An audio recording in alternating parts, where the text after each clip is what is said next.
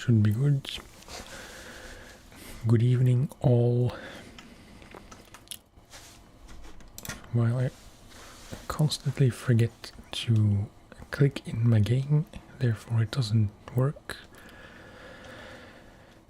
Okay, kind of an impromptu stream.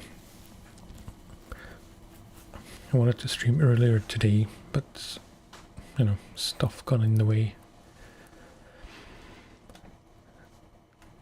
There is not much left to do in Michigan, just a bunch of logging.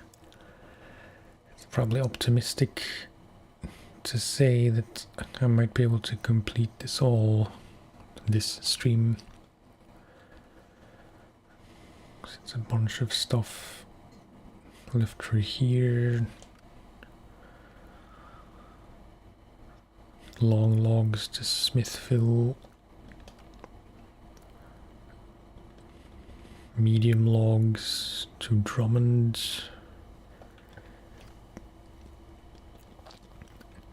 And various logs to various places.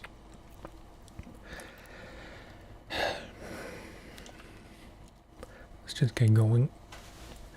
We did some of this timber for the locals thing last time.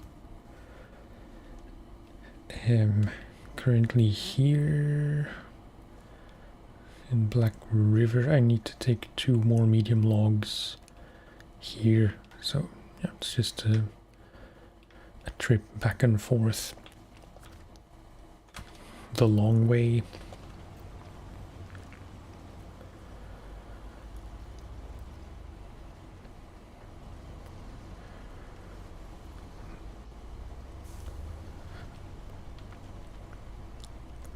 On my PlayStation save, Wisconsin is kind of coming along, but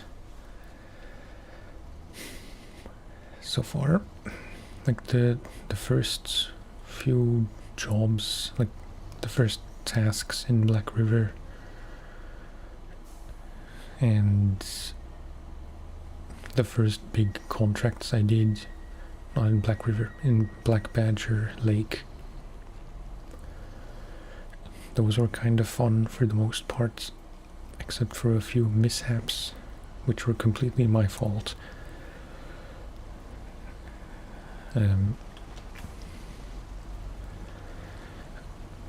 But right now it's a bit tedious. On the plus side, I figured out how the generators, like the crafting zones, how they work. Because so far, every time I needed metal beams, I've been going out of my way to those metal framing places, which often was not easy at all. But the other day I found out that you can make metal beams at one of the crafting zones. So yeah, that is both good and also a bit tedious, because you know, if you've played that map, you'll probably know how it's laid out and some of the routes that you constantly have to take, which are not difficult per se, but just difficult enough to not be easy.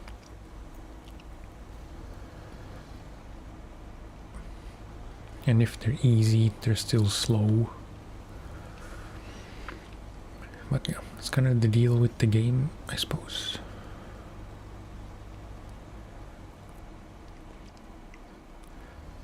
The twin steer is still doing good work.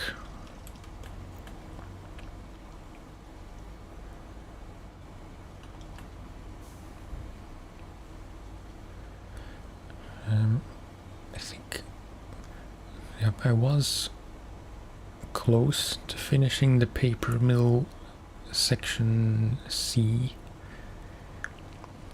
Not section necessarily, I don't know. the C part of the paper mill restoration.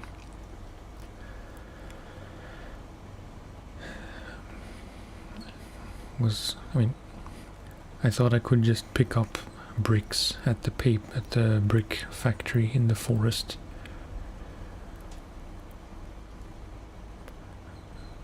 But yeah, just before I got there I realized it's a crafting zone, not a warehouse or, you know, a storage place.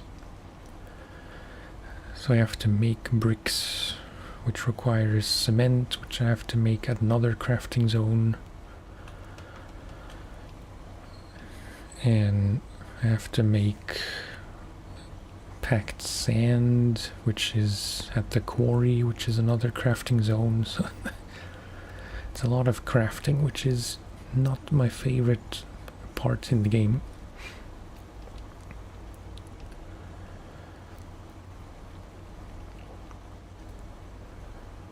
It's not even overly complicated. It has been in previous maps. Like, I still very frequently have to check online just to see the recipes, because I refuse to go to a crafting place just to know what I need to, or what I need to craft what I need, if that makes sense. It should be provided somewhere. There should be a list somewhere in the game.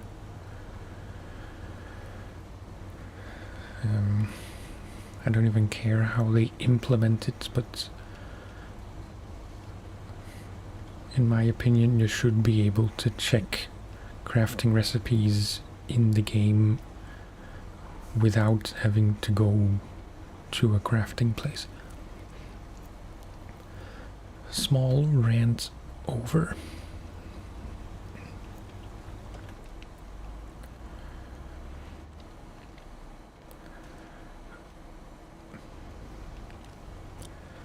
So yeah, after I found out about the brick situation, I just decided to start on the tasks in the second map. Grain something, Granger Lake, I don't know.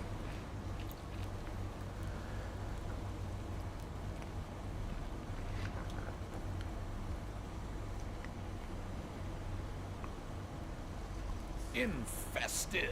So I didn't really do anything. I didn't even fix the bridges in that map because they required metal beams and I didn't know where to get more metal beams, but now that I know, I can fix those two bridges. Then I can get the last tower in that map.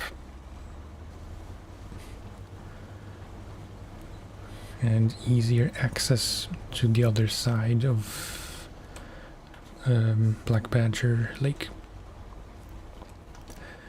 Anyway, we need two medium logs.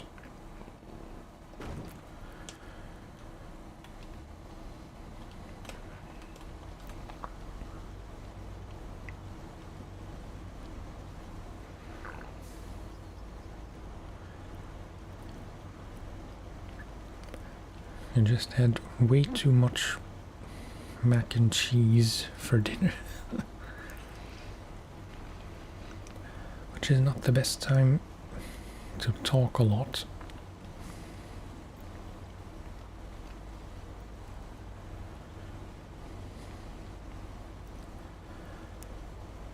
It's like one of my, not even a guilty pleasure as such, but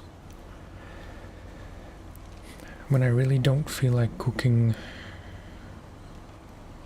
and I don't want to spend €30 for takeout for 2 people,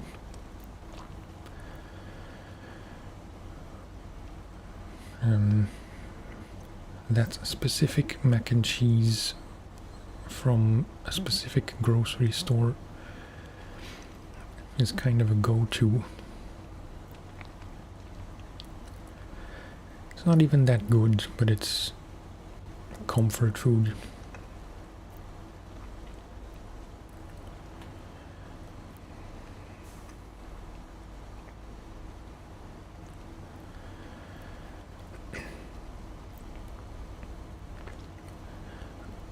Ideally, if I can squeeze in a few hours of streaming tomorrow, which should be possible,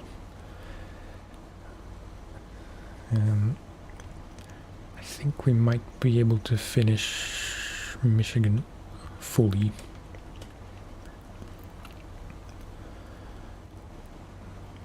I might be wildly misjudging how long it's still gonna take, all this logging.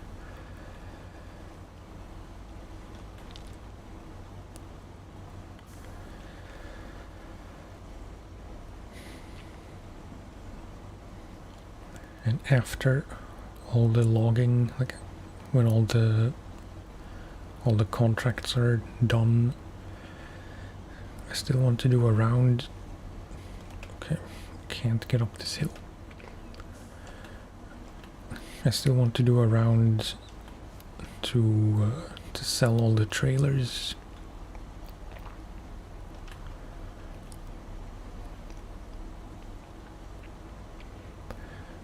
I don't think there are that many, but you know,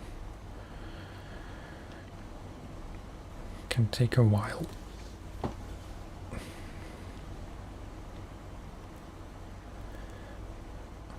When possible, I will try to double up and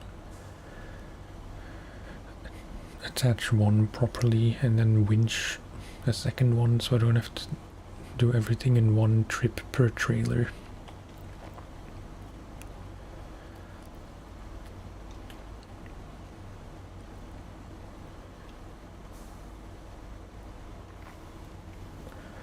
I forgot to provide water.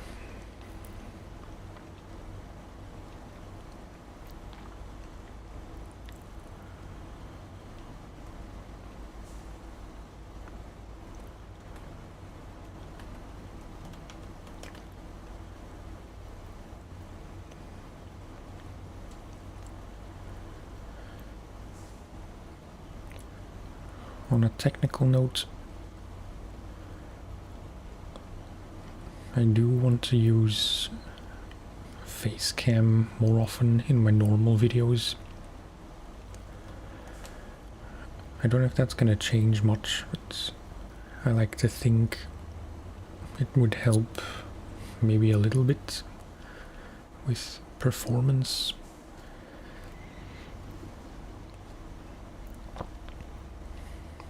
As in YouTube performance.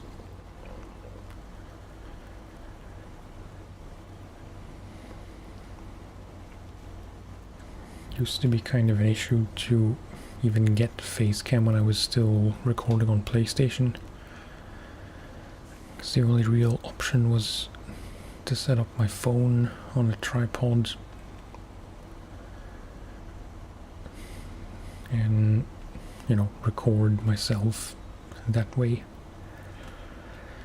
which is not ideal because, you know, I like to use my phone to check things when needed.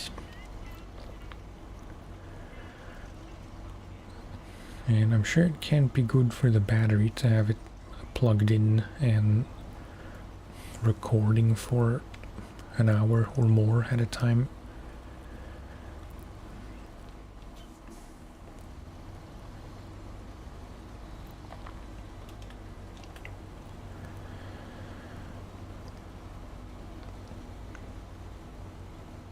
Now on PC I do have easy access to a webcam, so there's no real excuse. I just have to figure out a way to record it separately.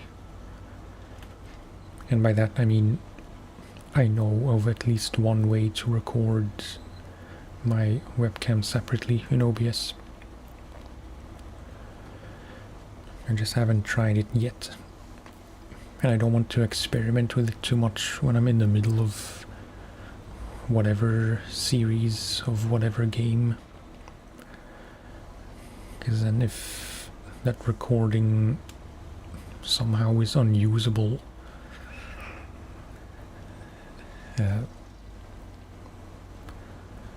it's not ideal, because then I would miss a part of the game and the continuity would be lost.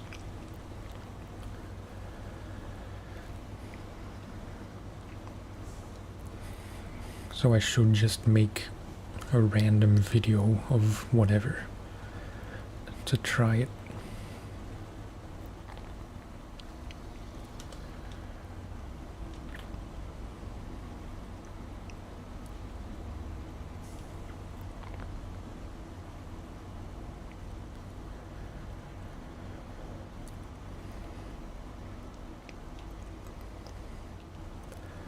The trick that I found was to essentially make your canvas in OBS double wide. So yeah, I'm recording in 1920 by 1080. So the canvas should be 3840 by 1080. And then you record that way and then double the video in the editor software and just crop them both out, so one is just the game and one is just the webcam. Since you would place them next to each other, so gameplay on one half and webcam as big as it can be on the other half, and then you split them into two separate tracks, videos, clips in your video editor. But I have to try.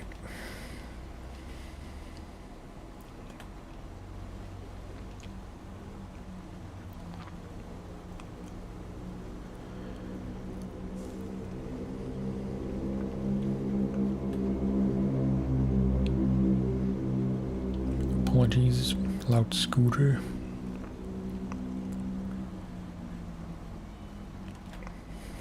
And I always forget the shortcut, the hotkey for my mic to mute it.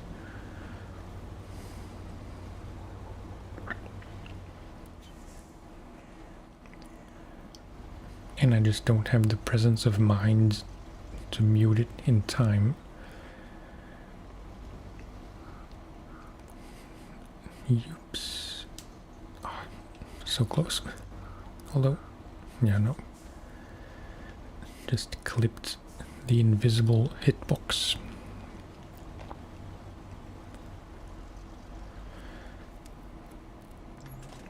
Okay.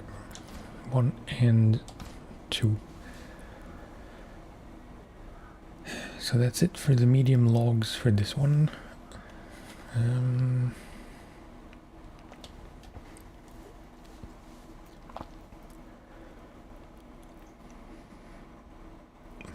Yeah, it's pretty straightforward. I just have to see how I manage the trailer, because I don't really want to sell it.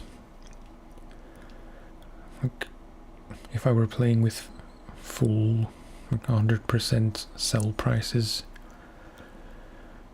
I would just sell this log trailer we're using currently and buy a new one the next time we need that kind of trailer.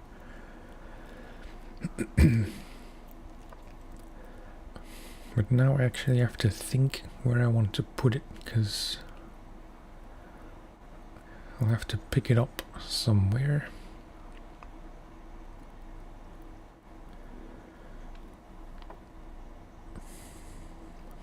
And we'll need... I forget how long logs work. Is it just the add-on plus the long log rear trailer thing.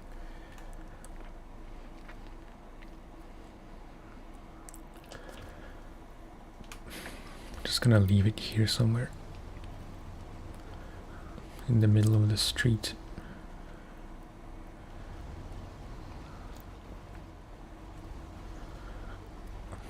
Like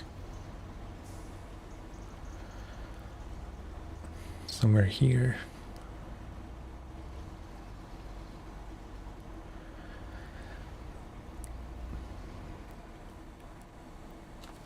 If I have to go, or the next time I need it, if I will need one in Smithville, which I believe I will. Wait. Long logs. Drummond.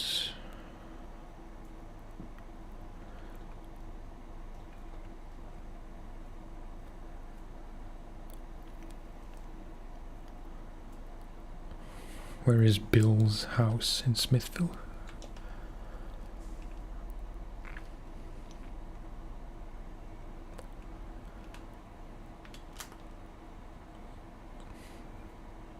Maybe we won't need this trailer in Michigan at all, wait, because medium logs we can get from here to take to Bill's house.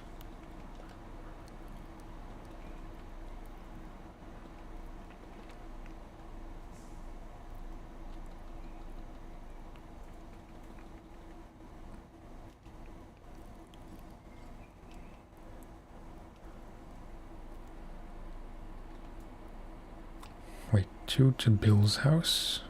I could just as well do that in 2 trips, because it's pretty close. Norton's house is long logs, Forrester's house is 1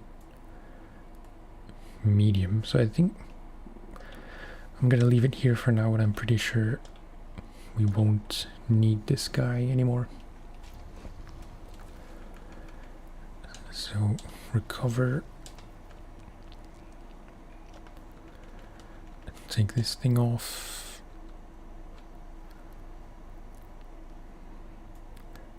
and then I'm not sure, or we'll have to get this probably.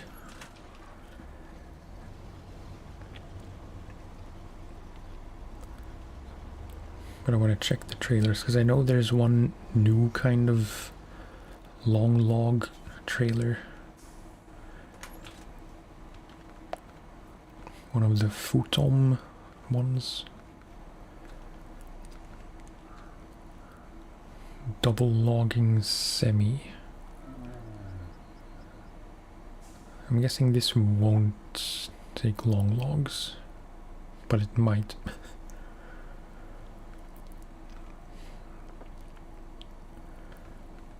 No, this is short logs. This one is probably the one we'll end up using.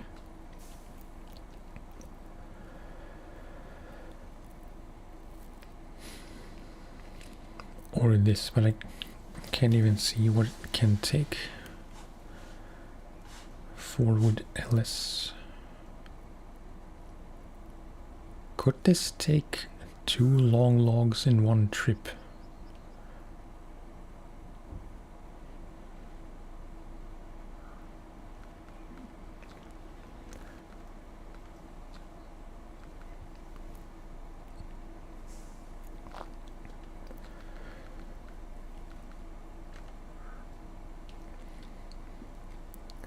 I mean, arguably it's not even worth to try that because it's a very long trailer, which I don't have good experiences with.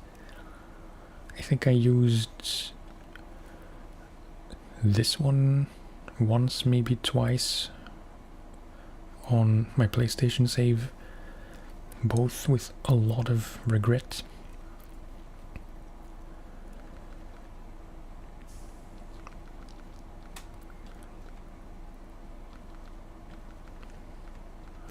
I am tempted to use it though.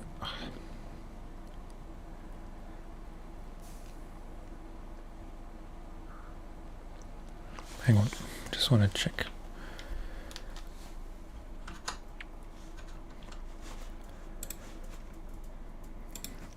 Wait. SnowRunner. I forget the name. For wood. No. LS logging.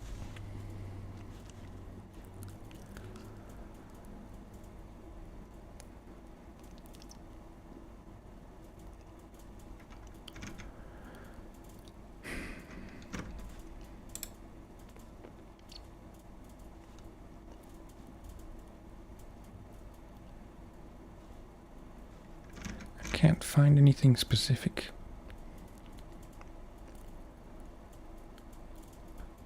Okay, LS trailer is one long and one short, so that won't even help us.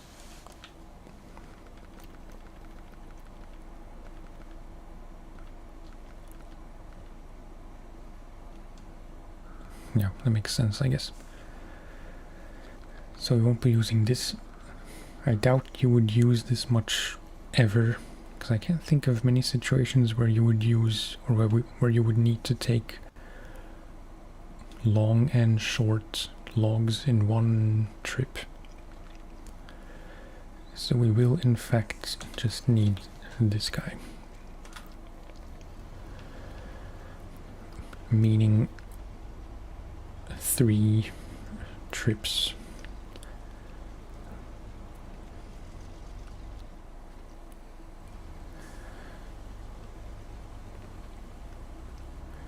Three always seems so much more than 2.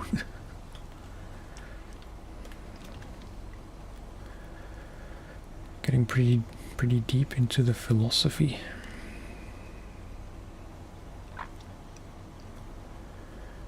But, you know, if something is 2 trips, it's 1 and then just 1 more. But with 3 trips, it's 1 trip, which is already kind of borderline tedious. And then it's still 2 more. I don't know.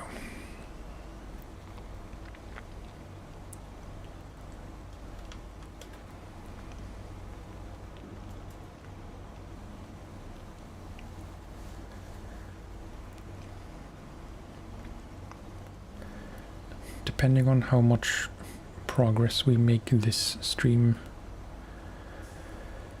there is a fairly reasonable chance that I'll be streaming some Euro Truck Sim tomorrow instead of SnowRunner.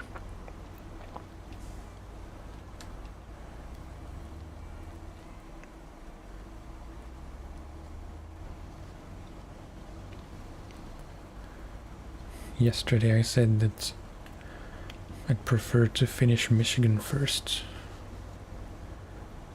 and then do, I don't know, 1 or a few ETS2 streams before we start Michigan, no, Alaska.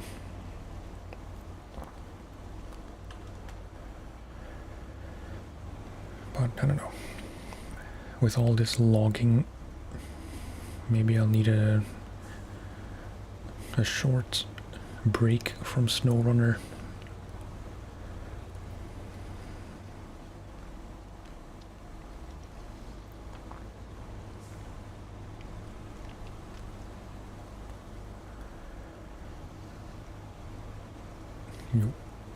Jackknife.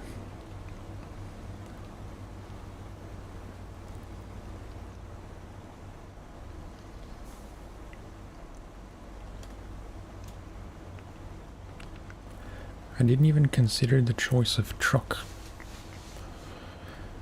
for these long logs. I think the White Western should be fine.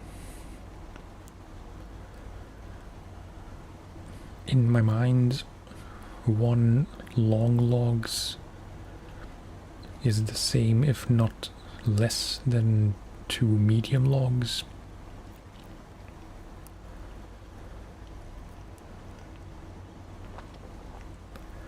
But I don't know how the how the weight of various cargo types works.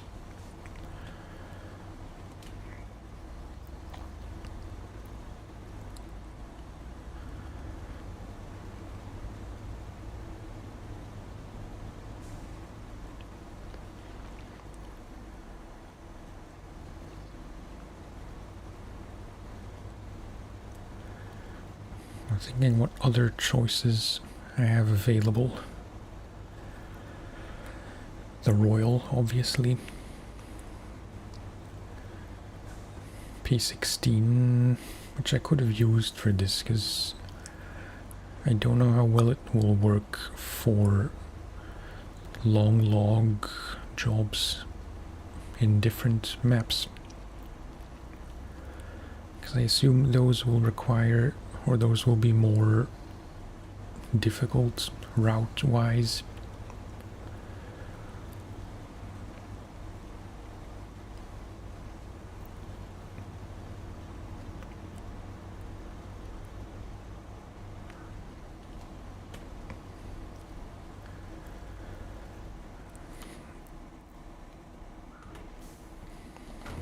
Okay.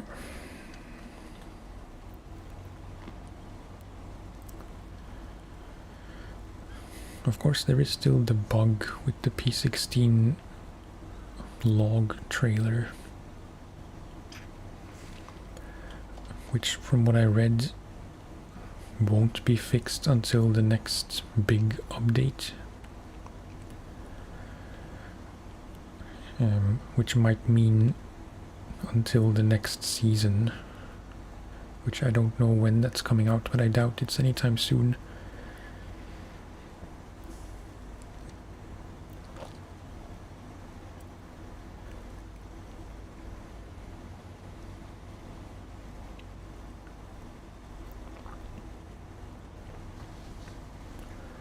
I could use the P16 for the mission to Drummond Island. I'll have to check where I want to pick up long logs for that contract.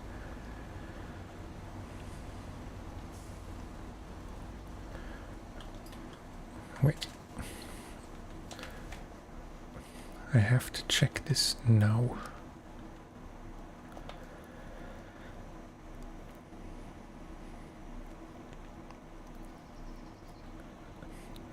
Long logs to the sawmill in Island Lake.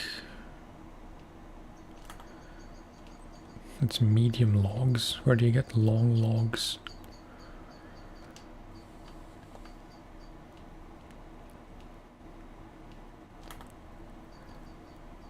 Maybe I could use the P16 for this. If I have to take long logs from here down to the gate here, which will take us here.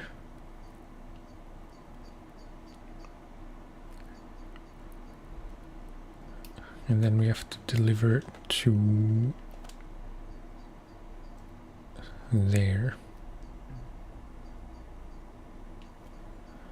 I think that makes sense to use a P16 there, but I don't know. No matter what I say now, it's always 50-50.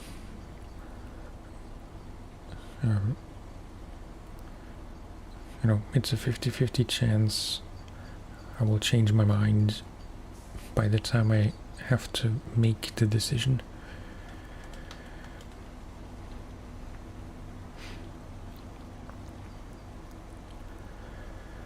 Especially if the White Western keeps doing a good job the way it's doing now.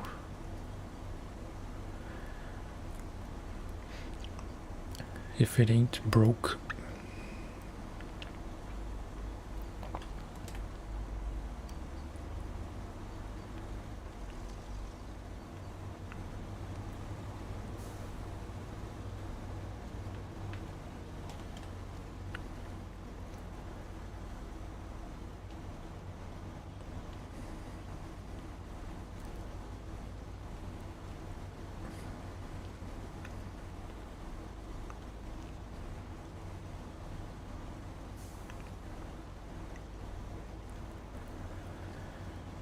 Okay, and here we know I need to go in low gear plus with diff locks, because otherwise I can't make it up for some reason.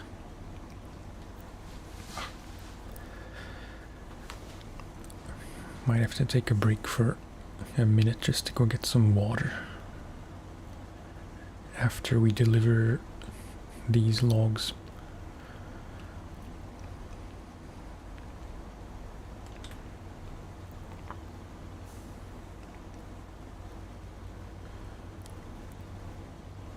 My mouth is very dry, which inevitably leads to mouth sounds which I don't like.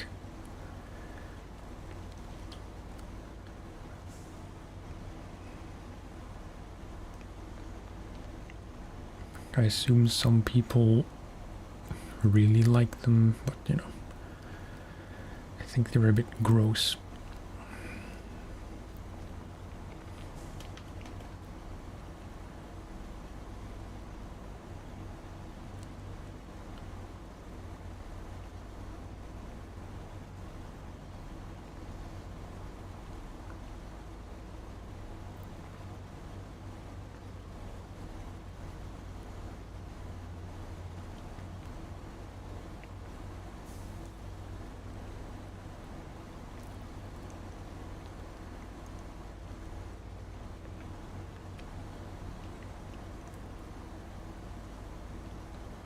Last chance for fuel. How so?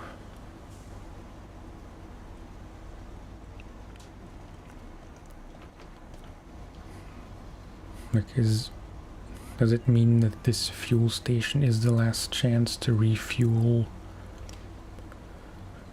before what exactly?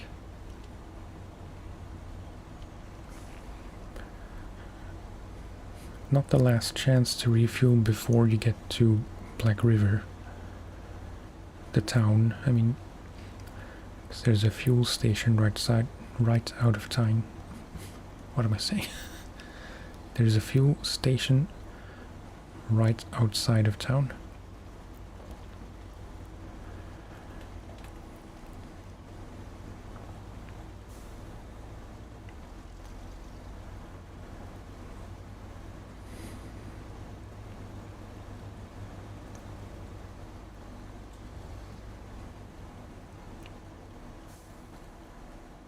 Oops. A bit vigorously.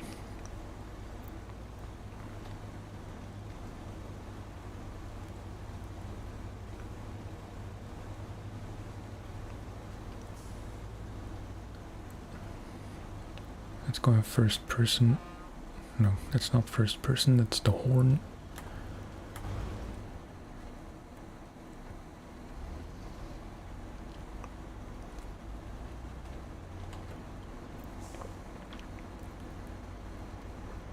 I'll have to remember to take a screenshot in photo mode.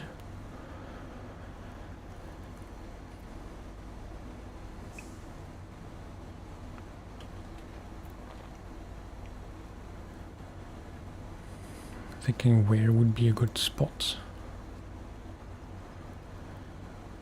Because it has to be during the daytime, otherwise the lighting is just a bit weird. Although that doesn't matter because you can change the time of day in the photo mode.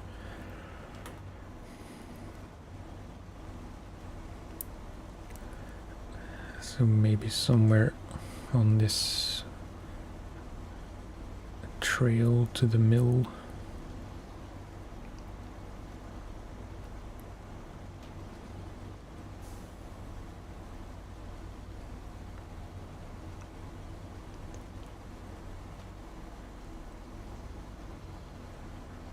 As we're driving through the creek, maybe.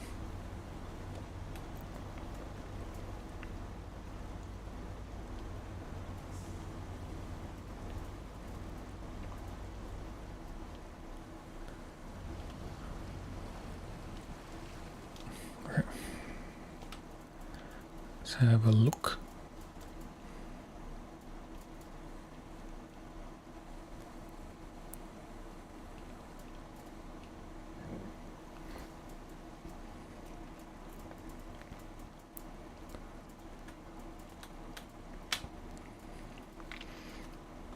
maybe. It's kind of nice as is with the setting sun.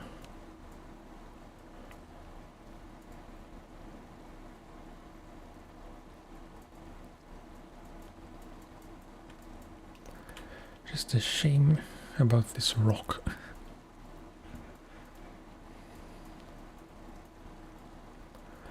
Yeah, it's kind of nice.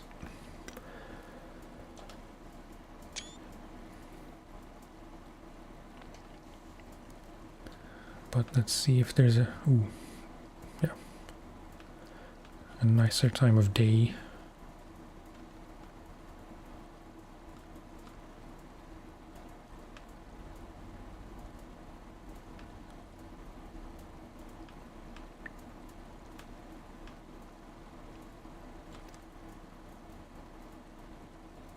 Quite like this. Truck lights off.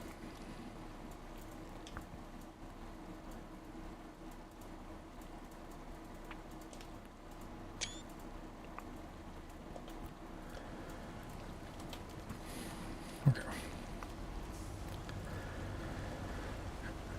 Now I have my thumbnail.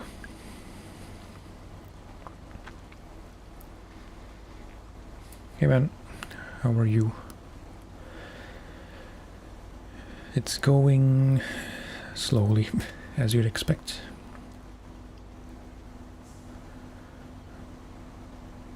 I did the other 2 medium logs to the town storage place. Now the first of 3 long logs to the mill. So, you know.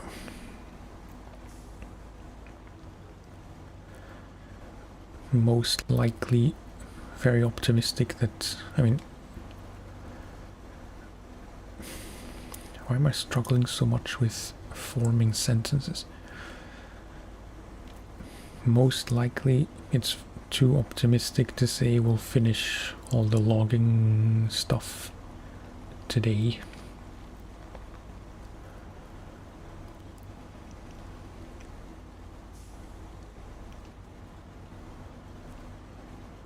Okay.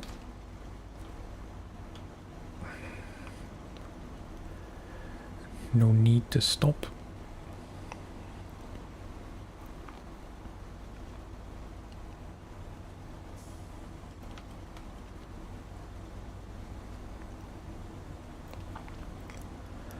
Did you end up taking that nap yesterday?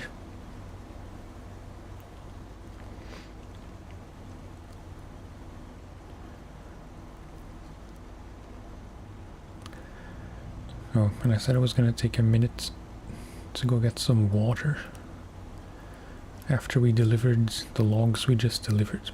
I forgot.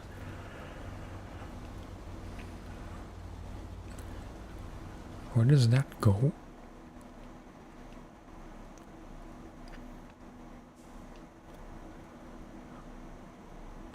I don't think I've ever taken this path. I don't see why you would ever go there.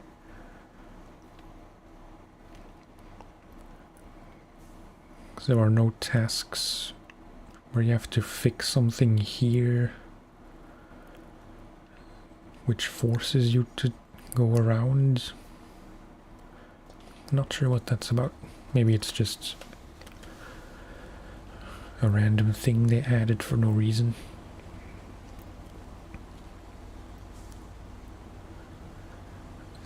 That said,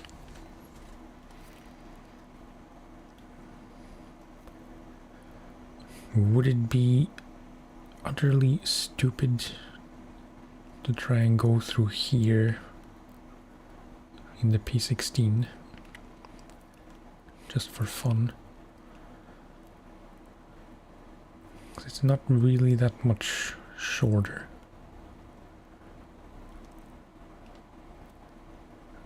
So either you go around here the way we just did, or you go around here.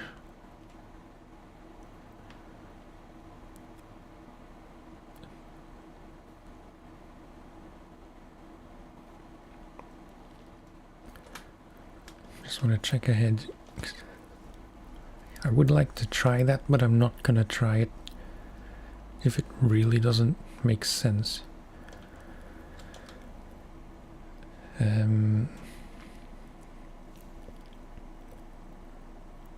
Yeah, we have to take long logs to two places in Smithville. Can you get long logs anywhere in Smithville? Because if not, then it would make sense to get them in Black River.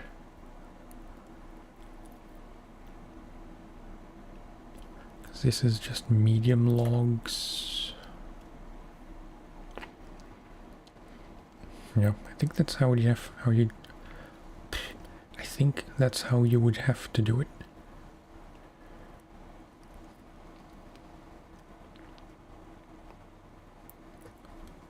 Oh, okay, nice. And thank you for the extra view. But yeah, that's not something to worry about now. Just two more identical trips. And then we're done in Black River. Maybe, definitely. I don't think there's other stuff we'd have to deliver, like anywhere in Black River.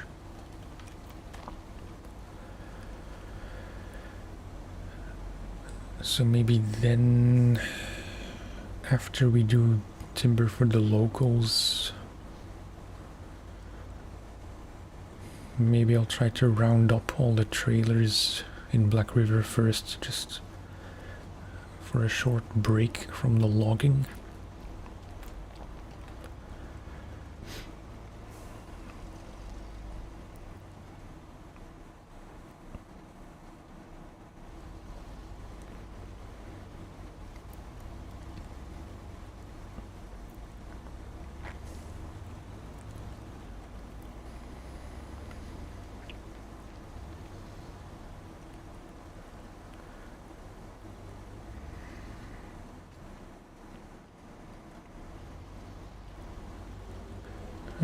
Let's go first person again. This is for fun. There's not much at stake right now.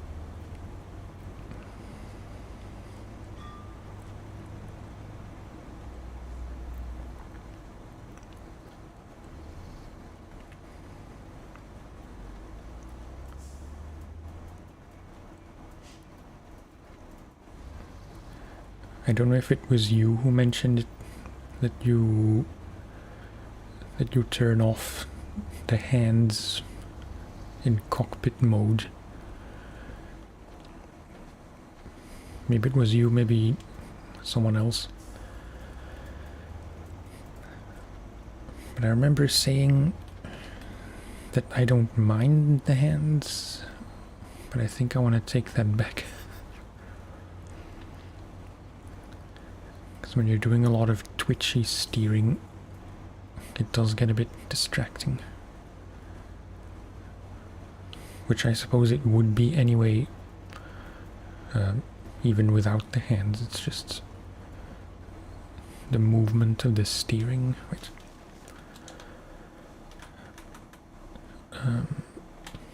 Is it here? Hide driver's hands.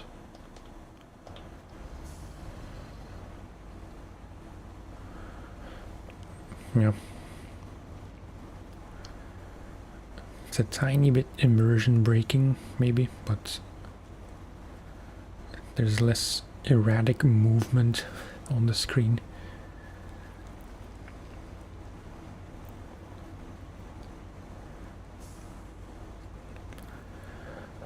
I'll just roleplay as a ghost.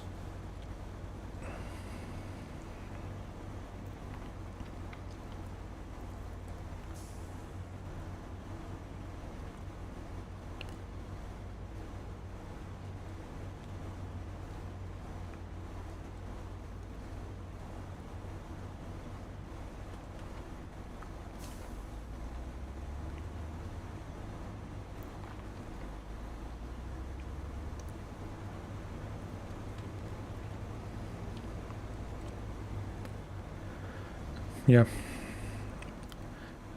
So far, that's my experience. I find myself like in ETS2 I mostly play in first person because it's just easier in a weird way. I talked about it yesterday. I'm not going to repeat everything I said because I think you were there.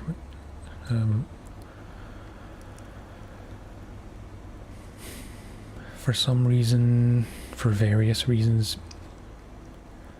ETS2 is easier in first person and SnowRunner is easier in third person.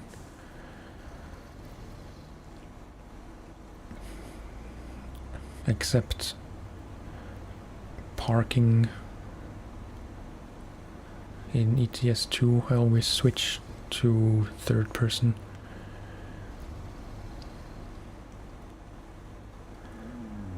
Sometimes I try. Sorry, that was my stomach. If you heard that.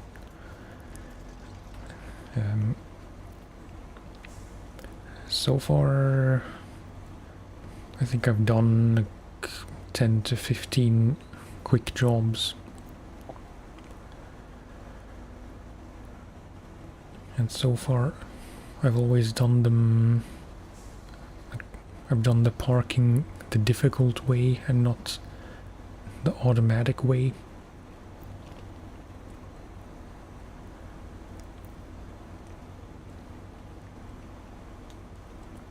But I just can't do any maneuvering, like reverse maneuvering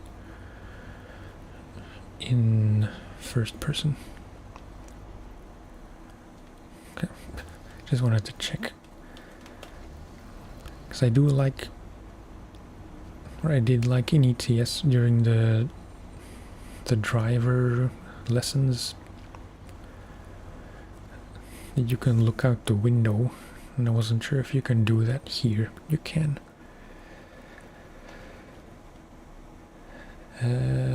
Long logs on the truck. Yeah.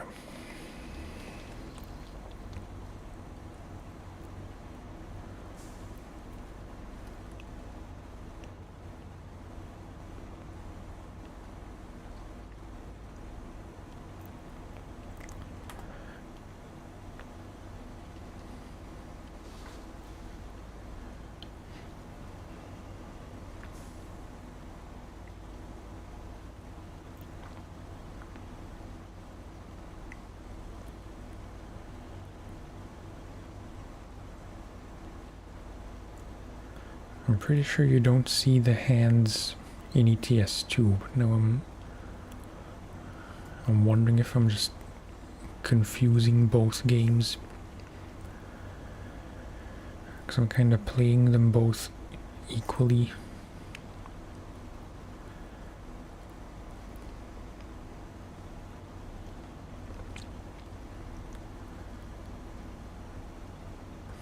So far that hasn't caused any real confusing moments or like any serious accidents where I was messing up the controls because I was confusing the controls in both games.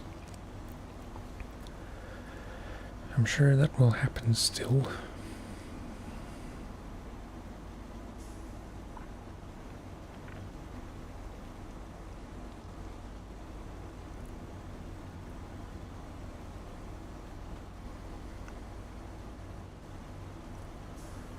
Especially with all the, like the way you shift gears in SnowRunner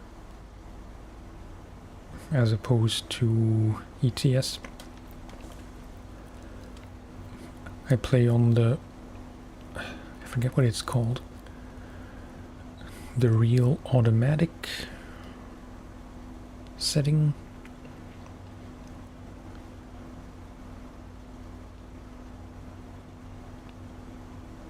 Where you have to, yeah, just the forward gears are automatic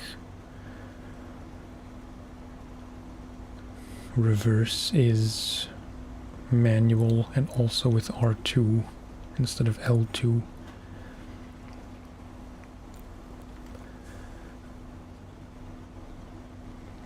In SnowRunner, I used to play for the longest time just in automatic for any kind of reversing, until I found out, not by myself, but because someone mentioned it, that you keep the all-wheel drive and diff locks, probably not all-wheel drive because that works in any gear, but diff locks also work in reverse, which I didn't know for the longest time.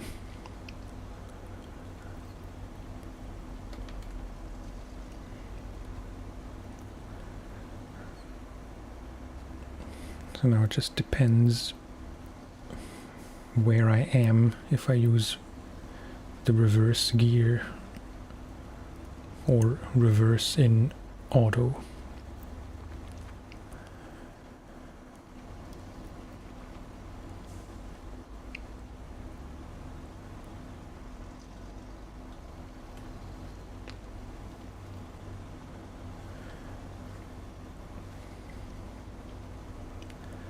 No major incidents so far,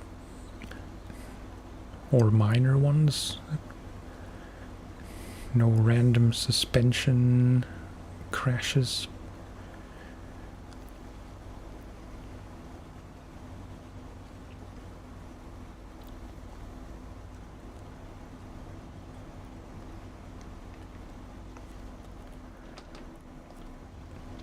I feel like my notification sound isn't working again. Which makes me wonder. No. Oh, right.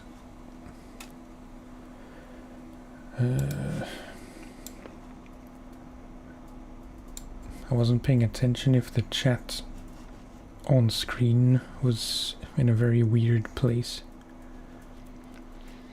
It's because I was messing with those resolution, like the double wide resolution.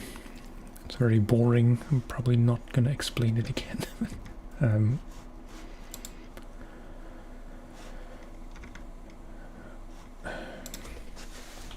You know, how you can fairly easily record webcams separately in OBS.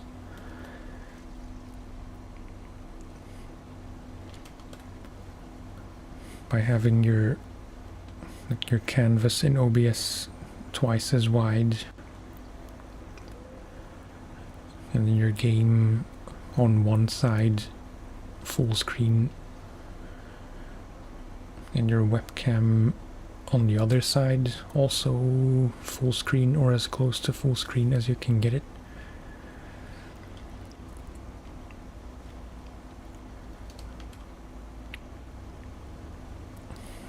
But I was struggling with the changing profiles and scene collections, I guess, in OBS.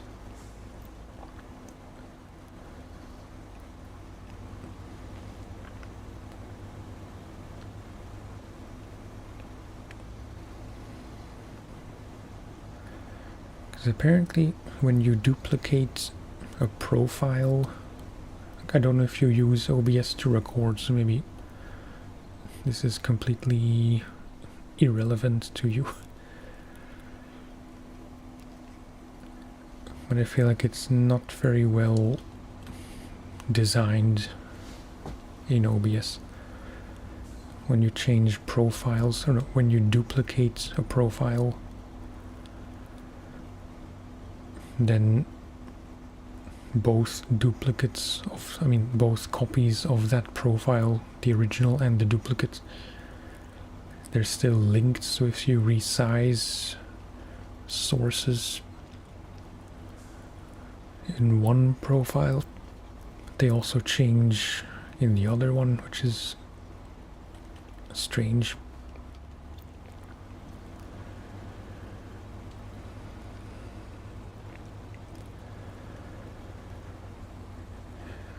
because I thought it would be as simple as just duplicating the one I'm using now to keep all my settings and my sources.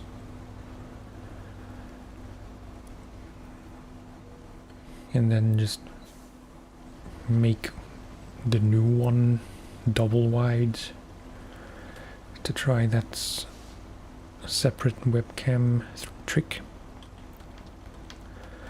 That didn't quite work, and so my stream overlay thing was not in the correct position.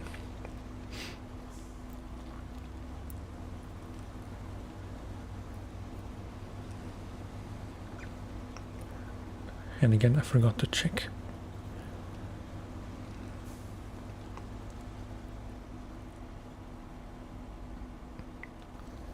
But there was no alert for me. Where the hell am I going?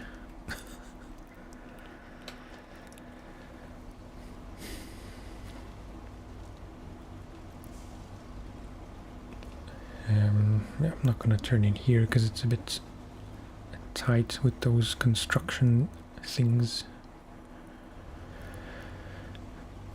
I missed my turn.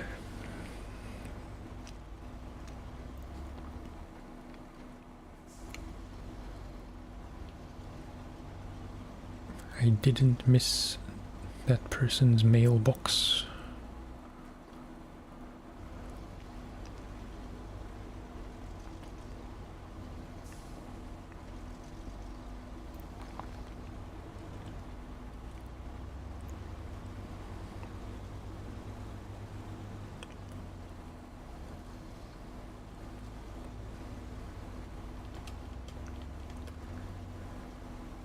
Do you intend to do any streaming? Just random question. Or have you done any streaming? I don't think I've ever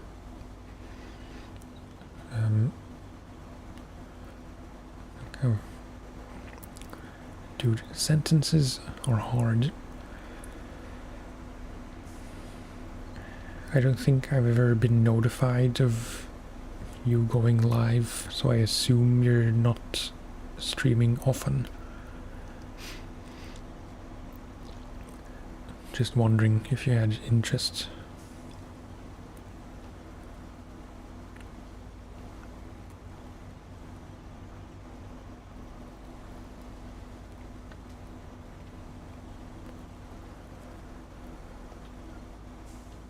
Okay. I'll be back in 1 minute. I just need to get a bottle of water or something. BRB.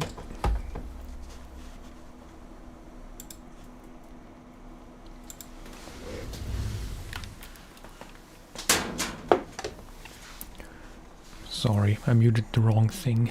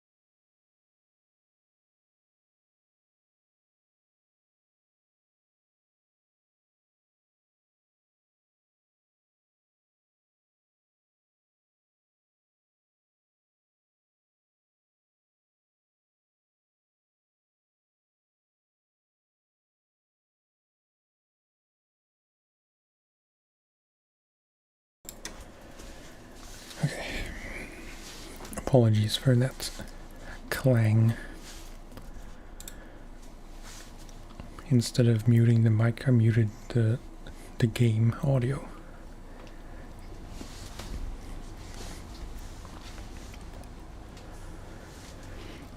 I never claimed to be a professional. And yeah, so planning to stream 8 years ago, yeah.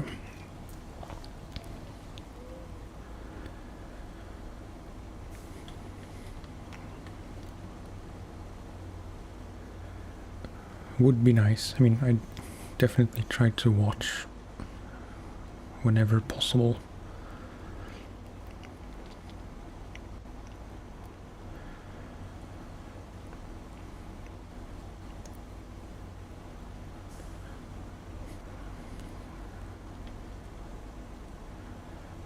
I used to only stream like back in 2016, maybe some of 17, but that was all on Twitch and not at all ASMR related, although I do remember people commenting on my voice that it was very calming, which is nice to hear.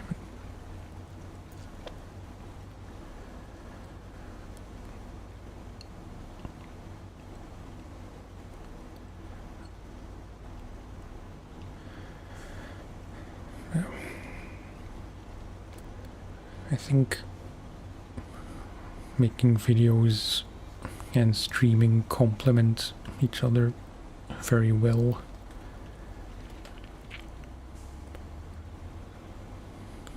It's essentially the same thing in a way, but obviously the intention is very different. Although, is it very different? Maybe it's not the best way to put it, but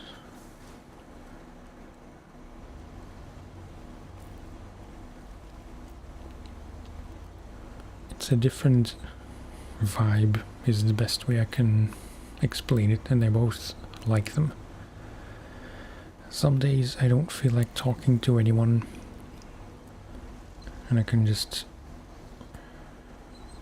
record in privacy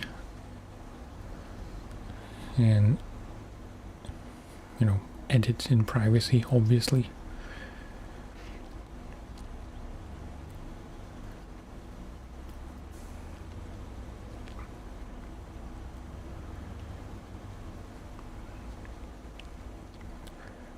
But it's nice to get in touch, you know.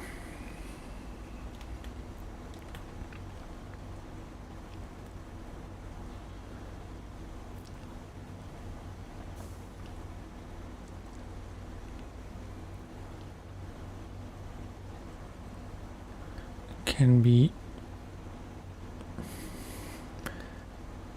I realize I'm starting to talk, and then instantly I'm wondering if what I'm saying is even correct.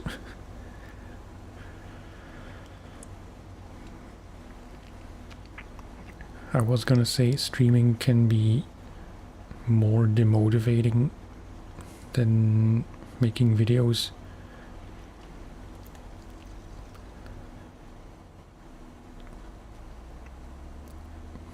But it's, in my experience, which is a pretty recent thing,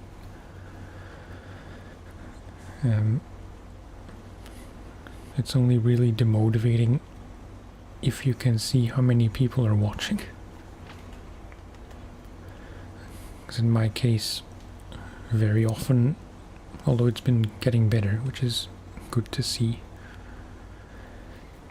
but you know, especially the first few streams I did this year or on this channel, I still had the view count visible in OBS, And then most of the time it was 0, and then, you know, every time you glance how many people are watching and it's always 0, then it's difficult to stay motivated and to not just stop, because why bother?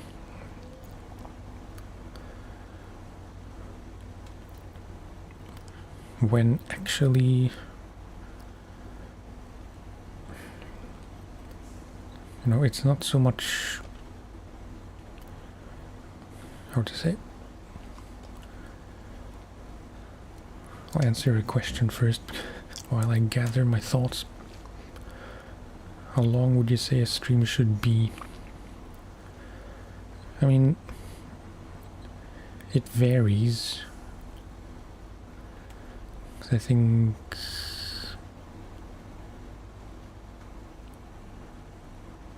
I don't think they should be any length, but I'd say at least an hour is probably a minimum. But I don't think there's an upper limit. You just can't really expect anyone to, like, if you're streaming for 5 hours, I don't think you should expect people to watch the whole thing. But then maybe there is a bigger chance that as people start to leave because it's getting late in their time zone or whatever, or they just have stuff to do, then maybe other people will keep coming in, and it's like a more of an, what's the term, like more of a revolving door situation. Whereas if you stream for 1 to 2 hours,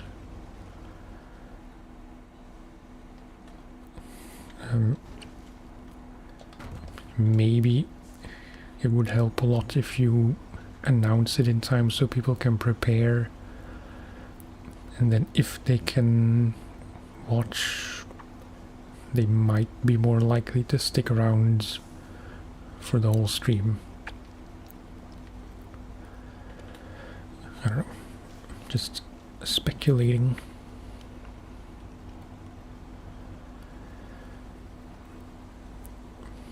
And now I lost my train of thought.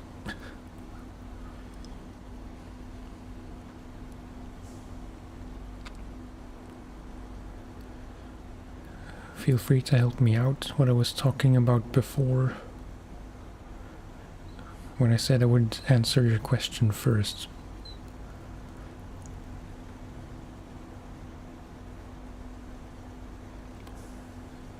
I'm really such a goldfish memory.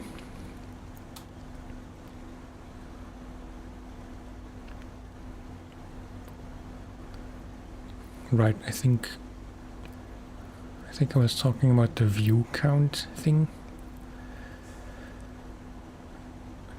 Not that there's much to say about it, but I think the point I was trying to make is that I don't struggle that much on most days. Yeah. Thank you.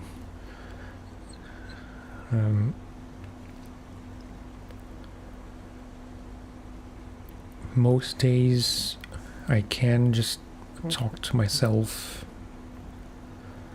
It's not going to be the most riveting commentary or anything, but it's just whatever comes to mind, which sometimes is nothing.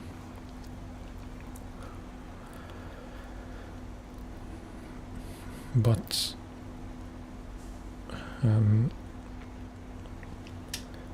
talking to yourself and knowing that there's no one watching or listening, that is like an instant buzzkill for me and for many people. because it's something that many people do, from what I read, just to hide any kind of view count, so you never know how many people are watching, because it can go both ways. You get depressed if there's 0 people watching for, for hours at a time, if you're unlucky.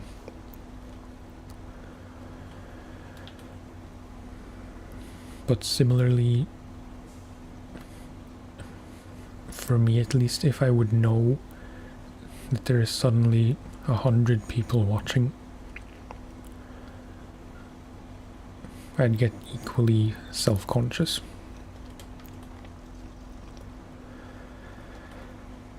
So, yeah. For me, it's just better to not know.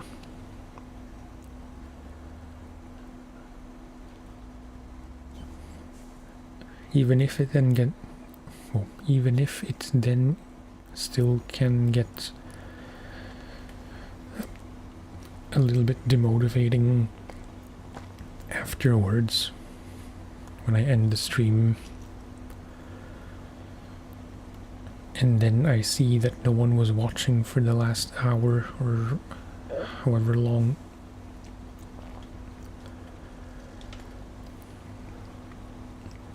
That's also not great, but then at least I have streamed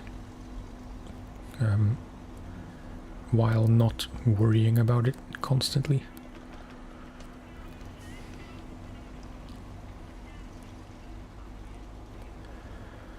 But lately it seems like I'm trying not to say things that aren't true, but I think in the last few streams, at least in the second half or so, there were like three.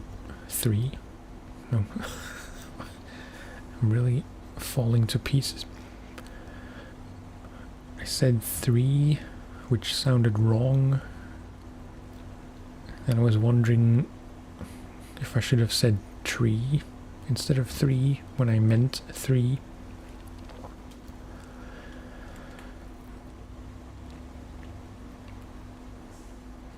Usually there are like 3 to 5 people watching for quite a long time, which is more than I can expect.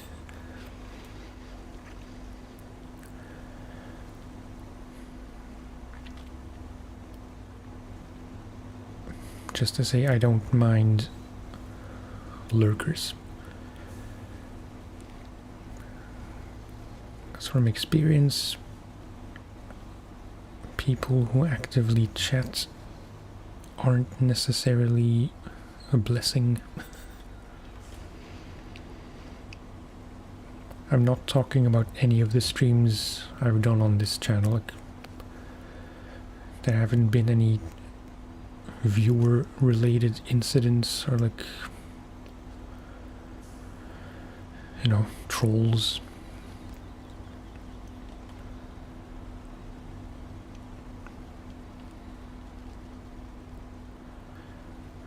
But I've had my share of trolls all those years ago on Twitch. I doubt it was a platform issue. I'm sure there are trolls on YouTube.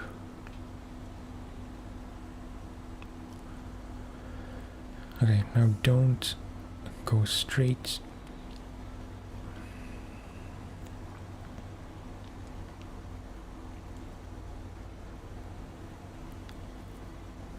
Sometimes I wonder if I should be multi-streaming on YouTube and Twitch, but I get confused when I read about how to even do that technically, and also I get a bit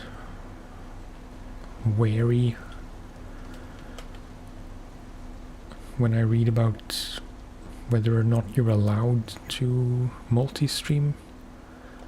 Because I think I read that if you're on Twitch but you're not an affiliate, then you can't multi-stream because it's just not allowed by the Twitch rules.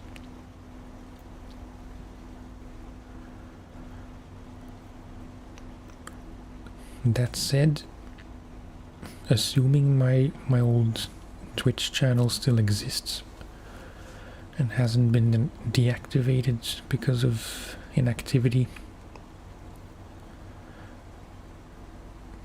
I was affiliated.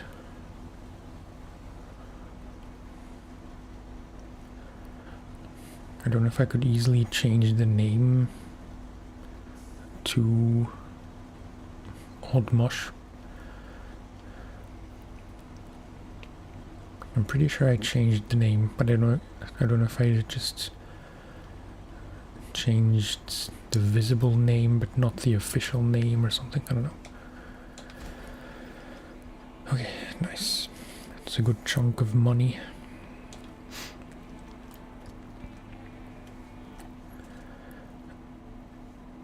So, next up, I still have like 40 minutes or so, maybe more. Heyo, Stenka6461. Usually lurking, just wanted to say I appreciate the calm SnowRunner streams. Thank you. It's very nice to hear. And that's exactly what I'm going for. Balancing on the fine line between calm and deadly boring. Mind-numbing, if you will.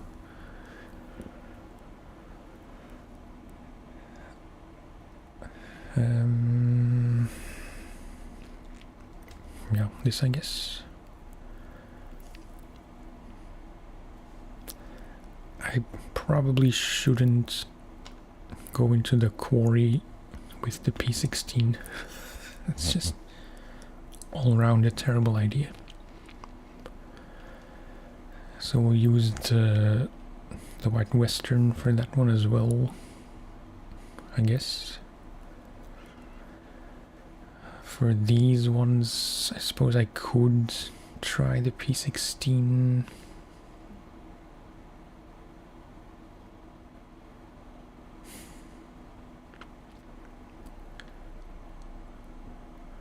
Because in Black River there aren't really any difficult points where the P16 would struggle.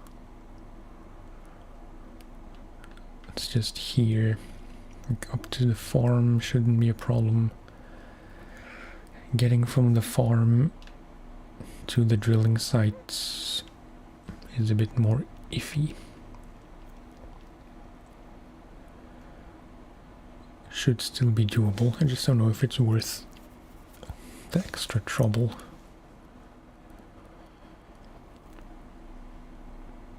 I'll leave it up to you. Should I... Like, I'm gonna do this one first, to the quarry in the White Western. But I'm open to suggestions whether or not I should use the P16 to take a load of long logs here.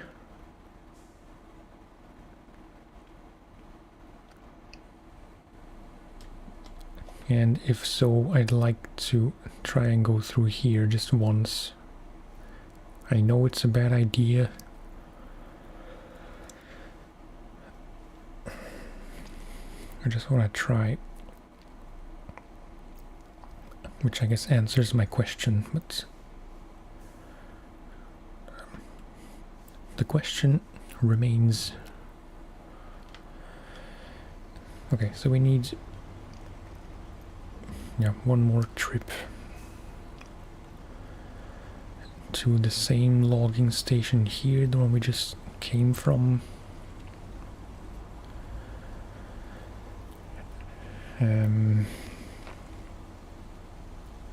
It's quite a bit longer, but you know,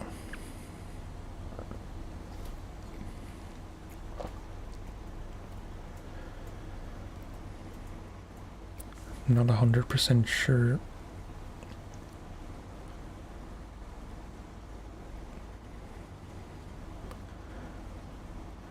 Be careful with P16, as trailer is still broken. Can go through the river easily, but long logs trailer is buggy. Yeah. If anything, it could be funny if it gets catapulted into the sky.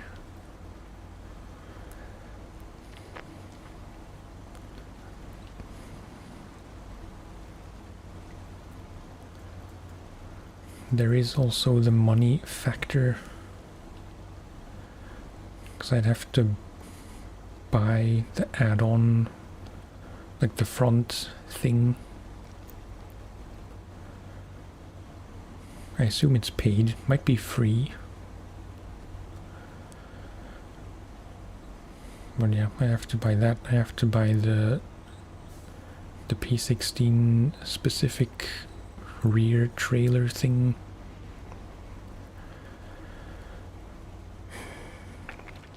And with all these 50% sell prices, maybe it's financially not advisable to try that.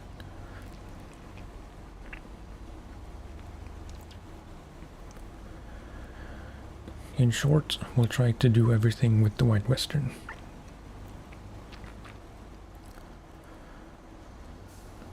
Shouldn't be much of an issue, I think.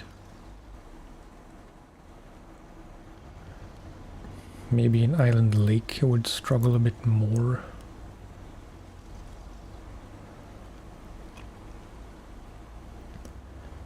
But then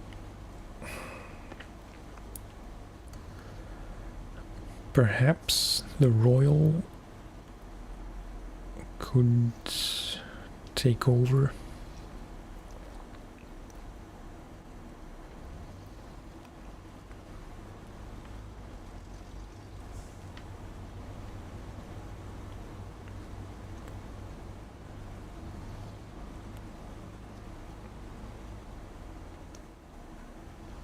I'm trying to estimate how well the Royal would do with any kind of logging.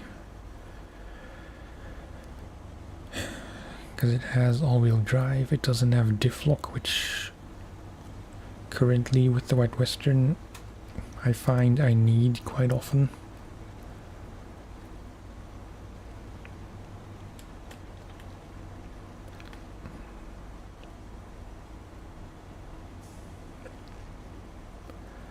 All these decisions.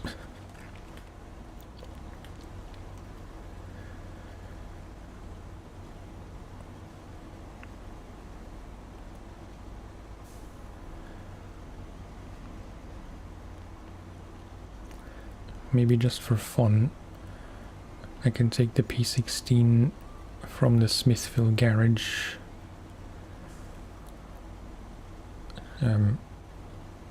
to Black River, just to do that river crossing once.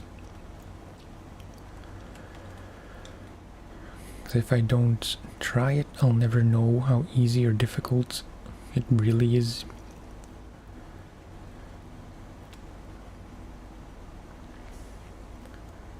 Even if you say it can do it easily, I just want to experience it for myself.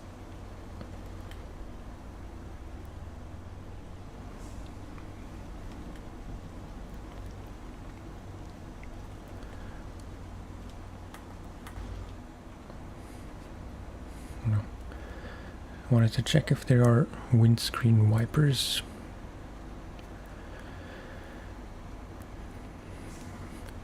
There are windscreen wipers in ETS. Then why aren't they here?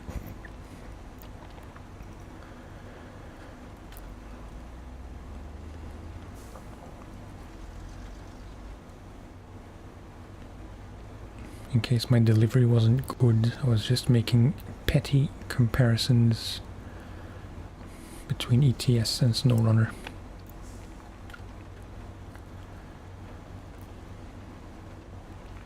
Every time I say SnowRunner, I feel like I'm saying it weird. SnowRunner, SnowRunner, SnowRunner, SnowRunner. SnowRunner. SnowRunner. I don't know why I'm saying SnowRunner in various bad accents.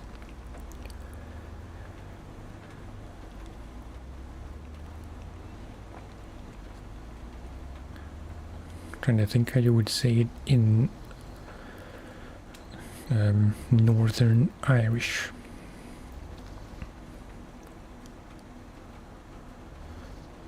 There's one YouTuber who mostly plays session skate sim and skate, who is from, or who is Northern Irish.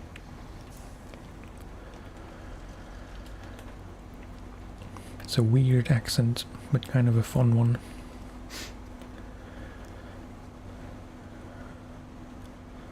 Went for the Russian trucks, didn't pay attention to starter trucks. Finally trying the P16. Yeah. We've been talking about it a few times now in various previous streams. The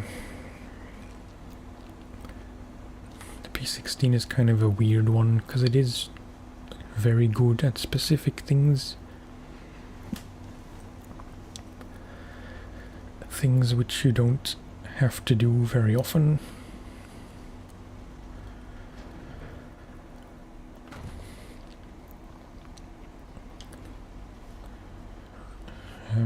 It only has two add-ons, the high saddle and the long log front.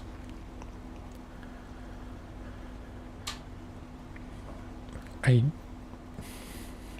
can't remember the last time I used a high saddle trailer for any kind of normal hauling mission.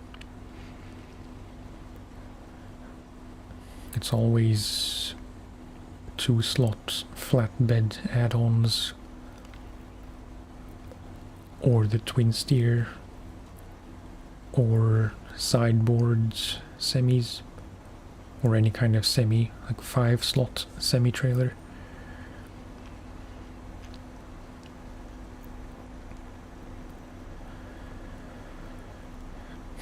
But that kind of makes the P16 only useful for long logging, which now is kind of broken because of that trailer bug.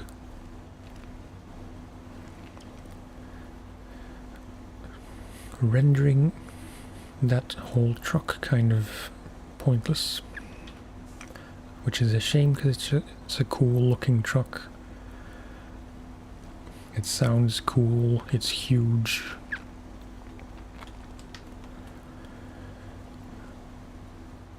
It's just fun to drive, albeit kind of boat-like.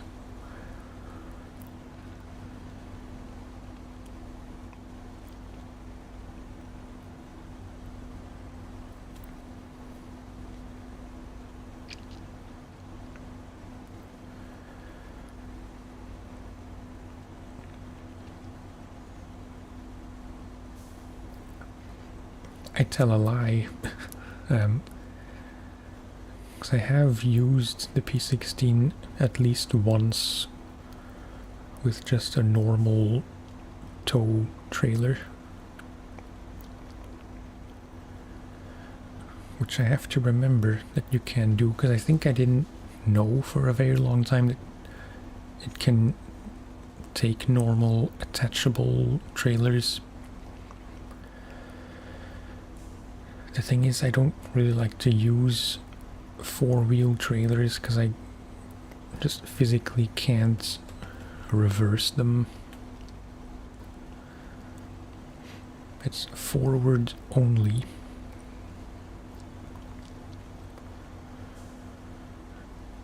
Used to pull high saddle mission trailers. Oh no, I read wrong. Used it to pull high saddle mission trailers in Michigan and Alaska. Yeah. I think I used it for the construction rig.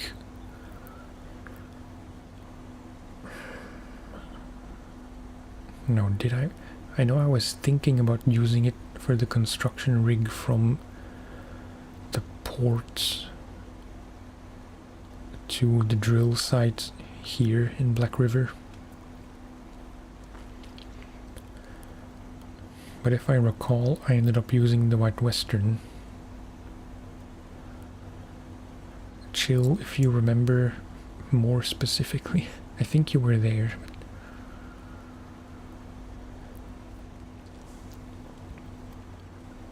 I know I wanted to use the P16 because it was one of the rare occasions where it made sense to use it.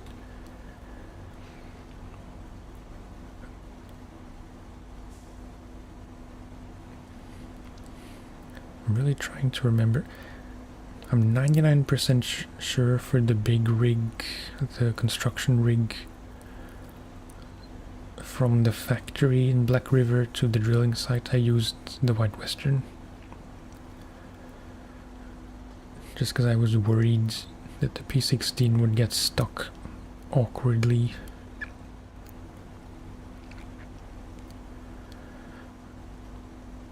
But I think I used the P16 for the other one.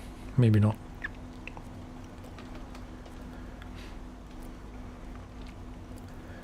I don't like when I can't remember things.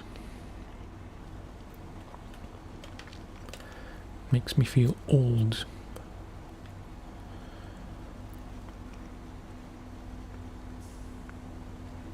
And that sounds like an old people thing to say, but I was gonna say I promise I'm not old, but that depends on the age of the listener, I suppose. I'm 35.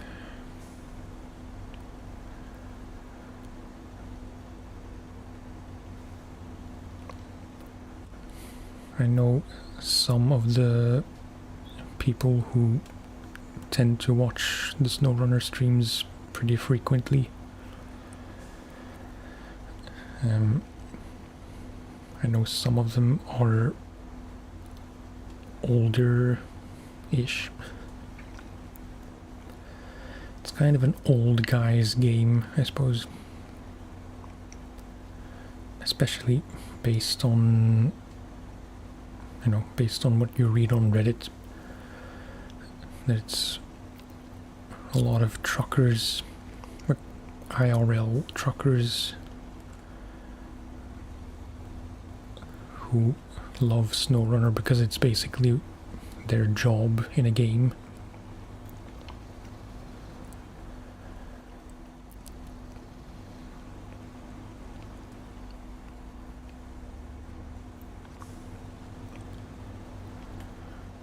I don't know if I'd want to do that. Like, if I were a trucker in real life,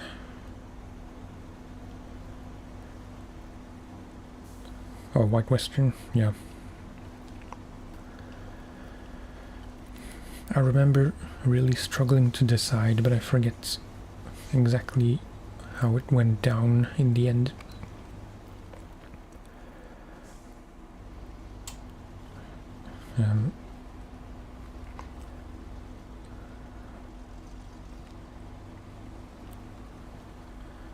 Nothing like trucking in a game to relax after a long day of trucking in real life. Yeah, that was gonna be the point I was getting to very slowly.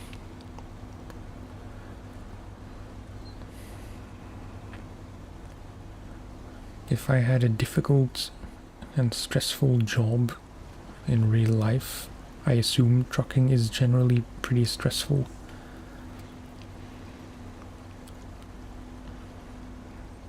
I know a job can be stressful and you can still love it, but you know.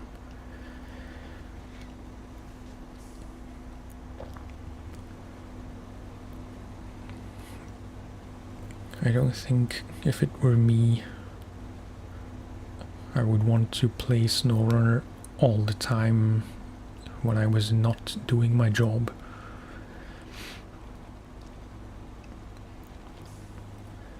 Then again, it also makes sense that since their job is stressful, that SnowRunner is just a way to do their job not stressfully.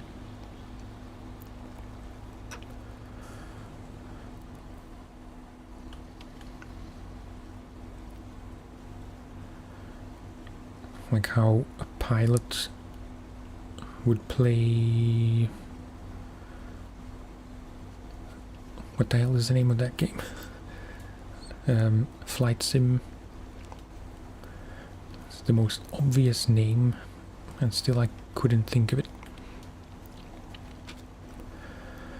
The name of that sim game where you fly planes.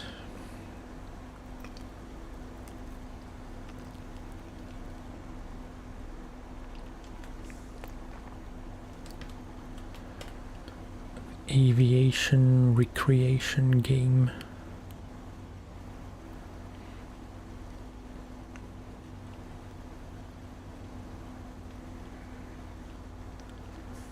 I sometimes think about that game.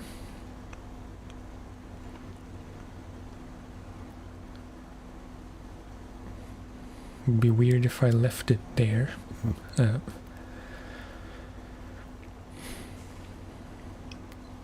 But I do sometimes wonder if I would enjoy that game. But it takes up so much hard drive space, and it's like, in terms of any kind of sim, it's probably the most in-depth one and the most seemingly difficult one out there.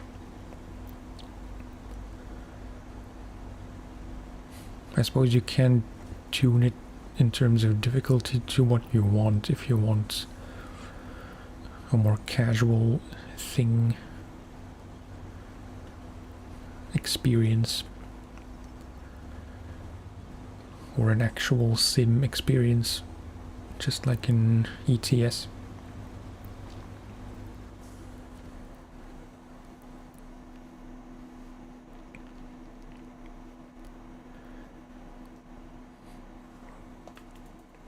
But it feels like more of a commitment than other sim games like SnowRunner or even ETS. It's definitely more intense than Power Wash Sim, which I also do enjoy. It's been a while since I played it because I finished... Well, I definitely finished the story on PlayStation. I don't have it on Steam.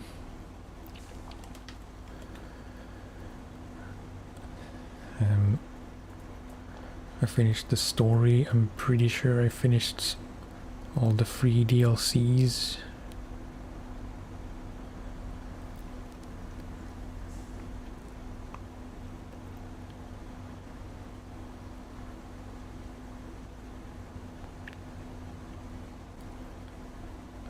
I believe that Power Wash Sim 2 is on my Steam wishlist. But I don't know. I haven't done enough research on the sequel. I read and I heard from the few reviews that I saw that it's just more of the first game with some quality of life updates. which I don't know specifically what they are.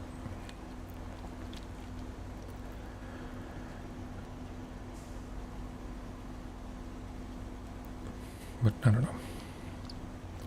Maybe if it's on a deep sail, I'll end up getting it.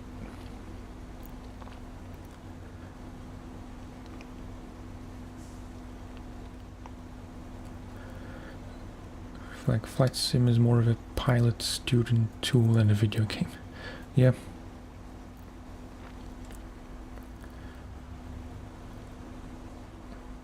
I don't know if it could be used as a tool. I've seen a few videos that randomly popped up.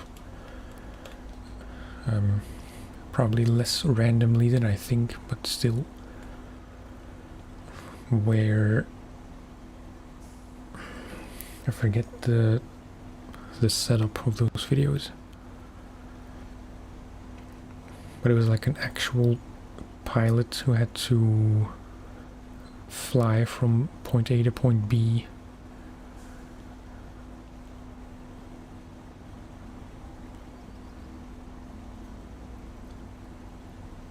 or it was an actual pilot's channel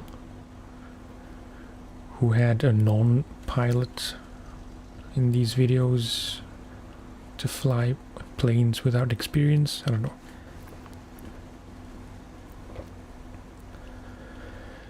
Maybe those videos weren't as good as I remember. Otherwise I would remember.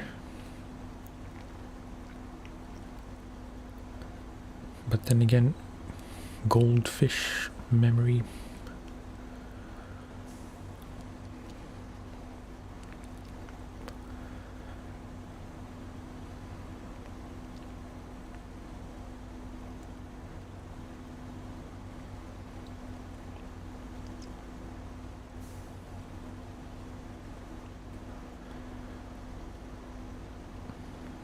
I wanted to make an educated guess as to how big it is in terms of file size. Oops. Somehow no damage was taken, which doesn't seem correct.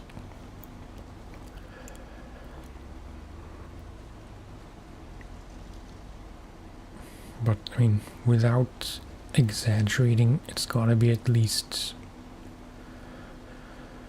200 to 300 gigs. Depending on what you choose to install, because I think you can choose how much of the world is stored on your PC, and like how detailed everything is, and how much is stored in cache and how much is actually stored and stuff. I don't know. Again, mostly speculation.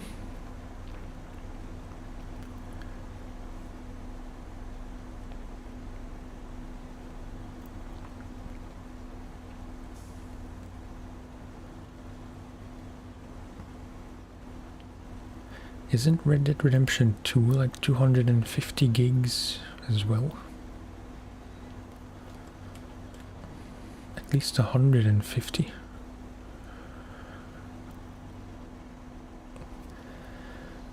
Okay, let's be a bit mindful of what we're doing here, because I notice I'm playing on autopilot because I'm talking a lot, which isn't necessarily a bad thing. I want to go around and up here, and then I guess just the long way round.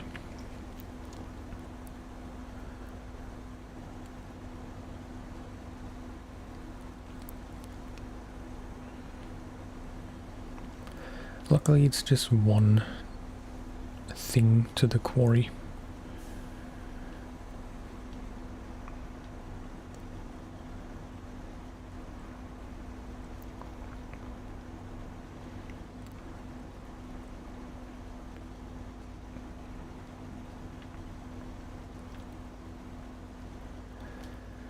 So far, the White Western is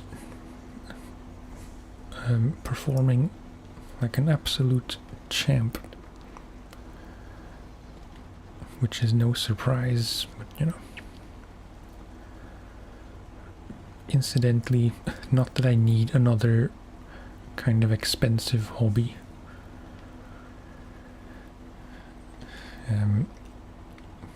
But I was watching, maybe I mentioned this in a previous stream sometime, but on occasion I like to watch James May's videos on his own channel, like all the sandwich making stuff and food from the 70s videos and stuff, and cooking and some of the car related things. But there are 2 videos where he doesn't do much, but he assists someone else builds an Airfix model of a car.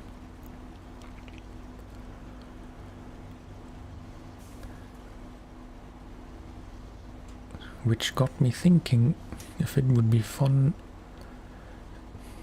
to get some kind of model kit from whatever kind of truck that's in the game.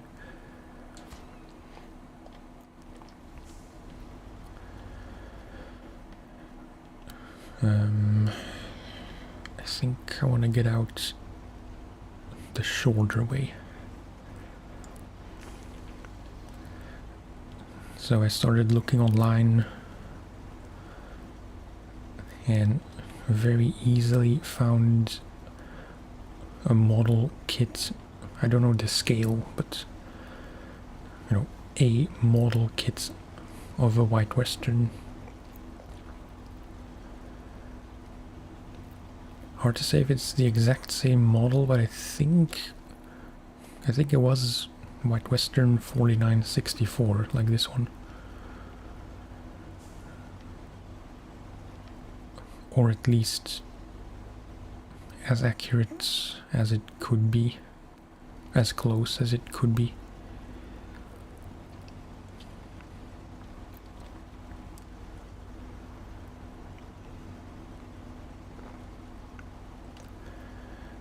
Maybe at some point I'll end up trying that.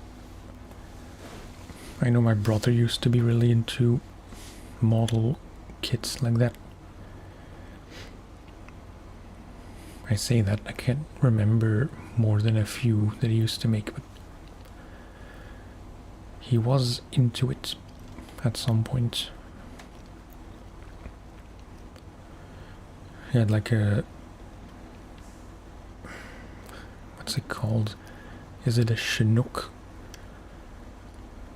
The double rotor military helicopter.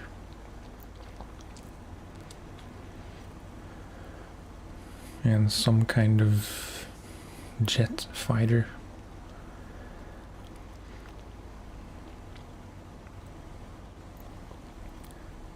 I think at the age I was, he is 8 years older than me.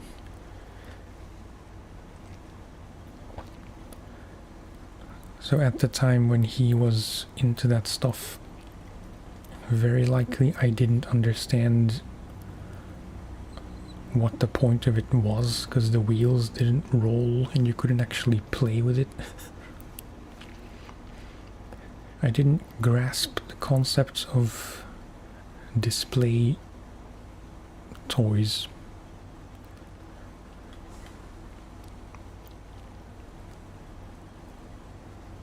They're not a toy, they're a hobby.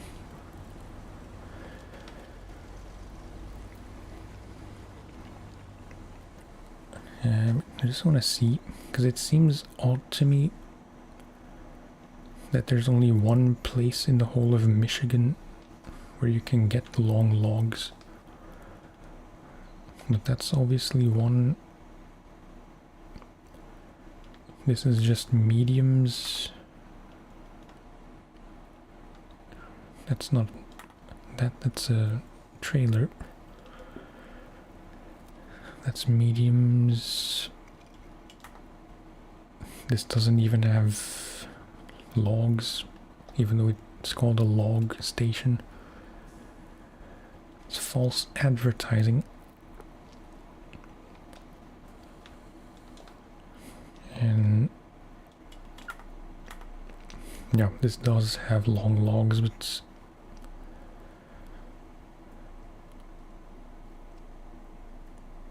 it doesn't really make sense to get them here, because then you have to go all the way up here,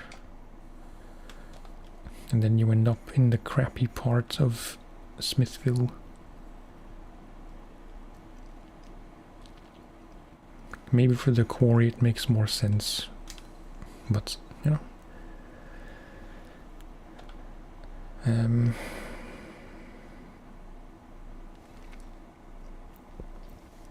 Yeah, I guess all the way back to Black River. It's a bit depressing.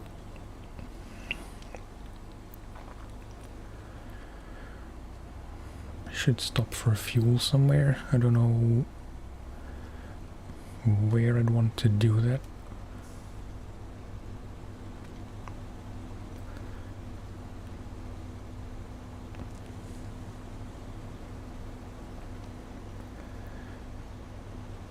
Thinking if the White Western as is without logs could make it through the river in Black River. Maybe it could. It's probably not worth the risk.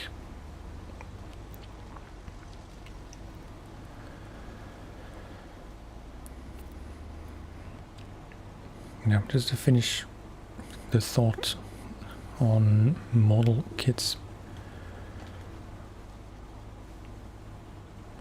As fun as it looks, I'm not really sure if I even have the patience or the motor skills to put something like that together and have it not be a complete catastrophe.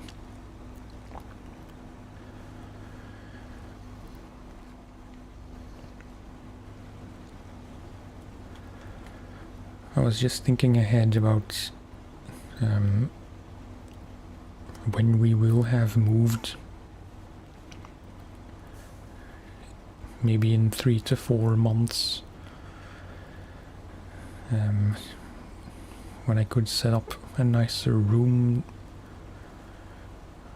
where my desk is gonna be instead of our bedroom, which is full of bed and full of music gear clutter,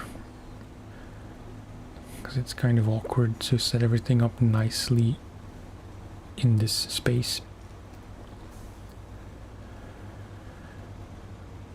I think my room in the new place, wait,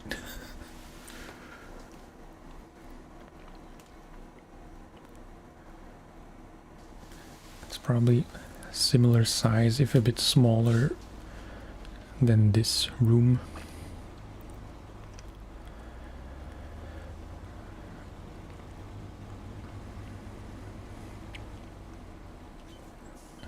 No, every time I miss this turn.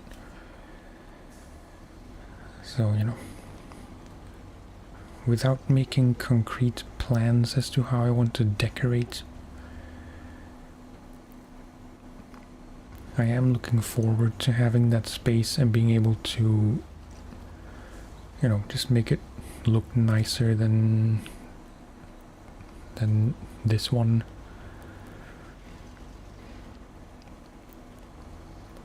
Maybe have some better lighting, thus maybe better webcam quality as a result. Maybe some fancy colored lights.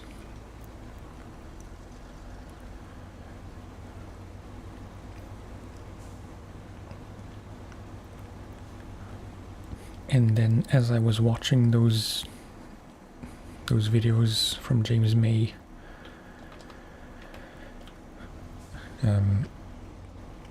that got me thinking it would be nice maybe to have some trucks on display in the background.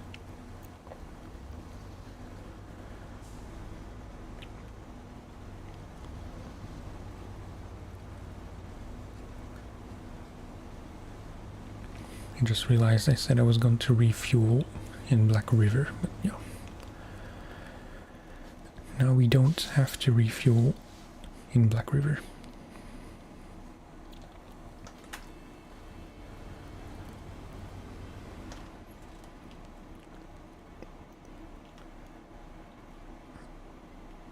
I think I want to go here just to see.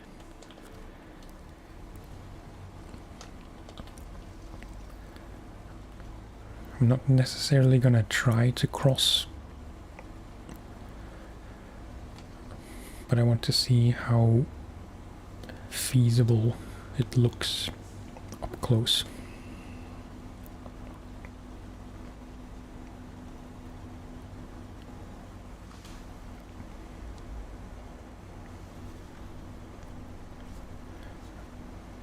Do not text and drive like I'm doing.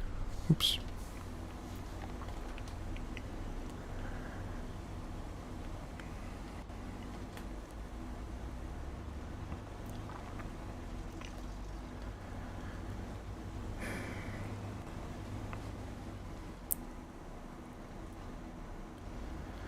Should be able to winch across. Yeah, that's what I was thinking. I remember there were several fallen trees and even some telephone posts. So if I'm a bit smart about which side I'm on, maybe it won't be as bad as I think.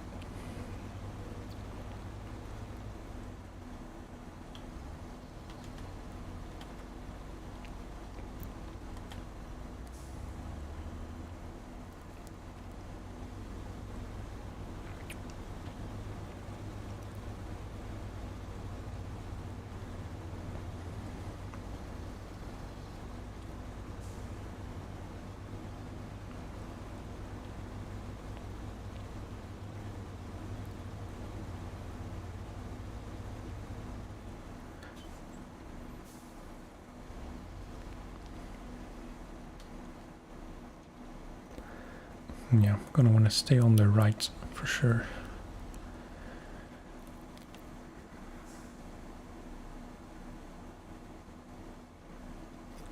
The one thing that's holding me back right now is that if I get stuck, I might have to ditch the trailer without being able to get it back.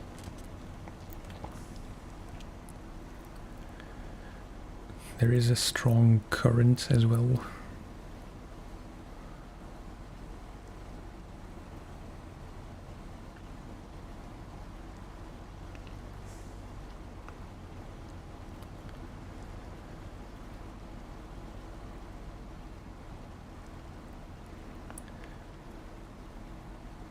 I really have to take a screenshot now, even though I'm not hauling any logs.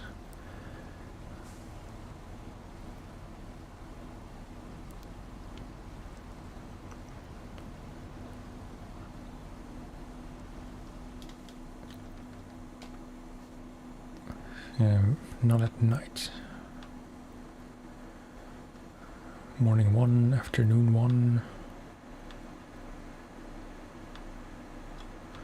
Yeah, maybe in the rain.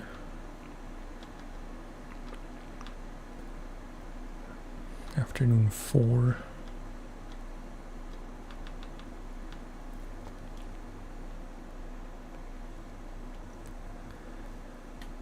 Oops.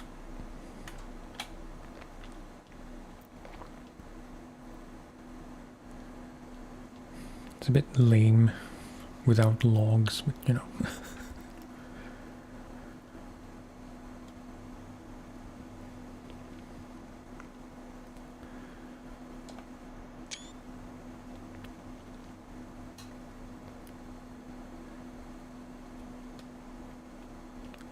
Should take one a bit more zoomed out, because when I zoom in too much it can be a bit difficult to position everything correctly in the thumbnail.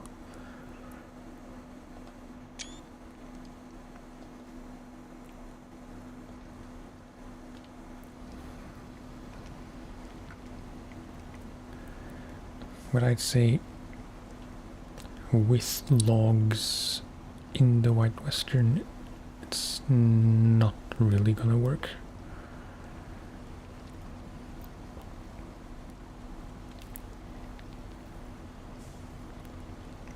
That doesn't mean I'm not still tempted to try it.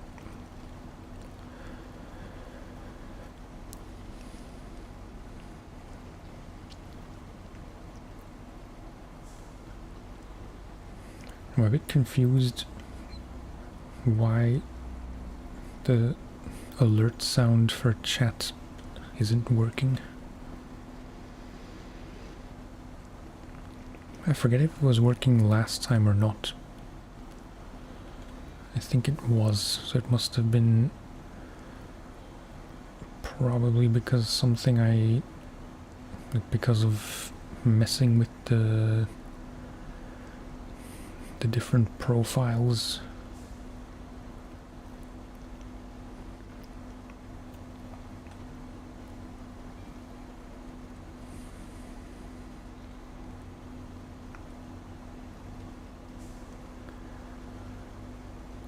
Maybe, hang on.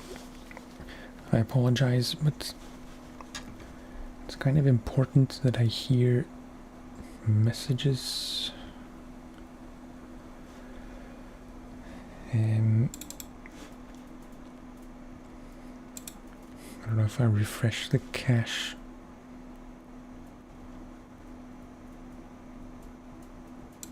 No, that didn't really do all that much. Although maybe it did.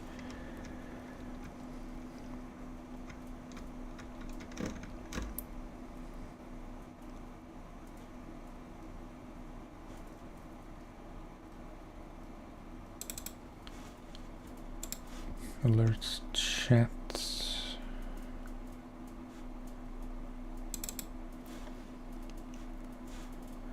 Control audio via OBS. Yeah.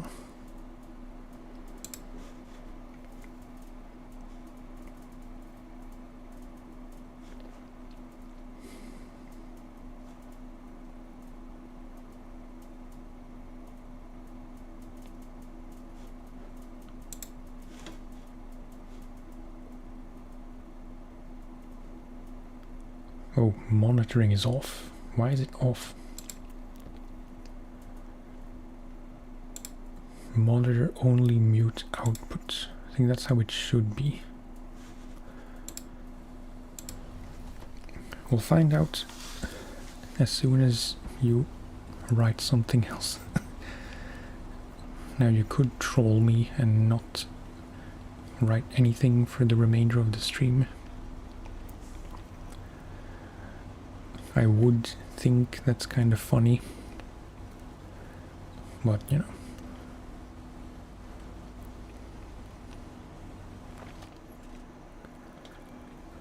No, next one writes.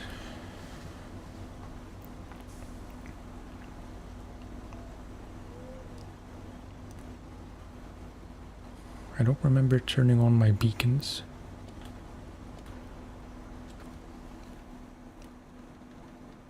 When did I turn these on?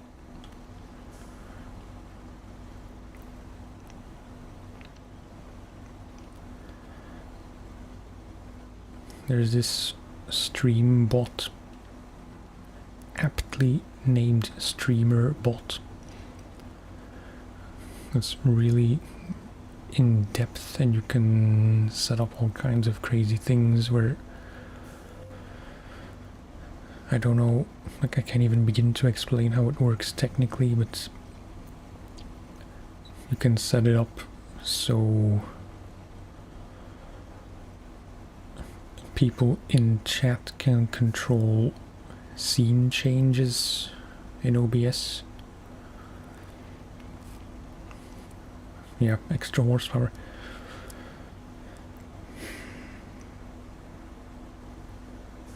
I have beacons on most of the trucks just because I think they look nice, but I never actually turned them on because I guess it took me too long to figure out how to turn them on. And by that time, you know, it was just not something I had the presence of mind to do. Yeah, there's a thing here in the functions. I know it took me 2 to 3 years before I knew.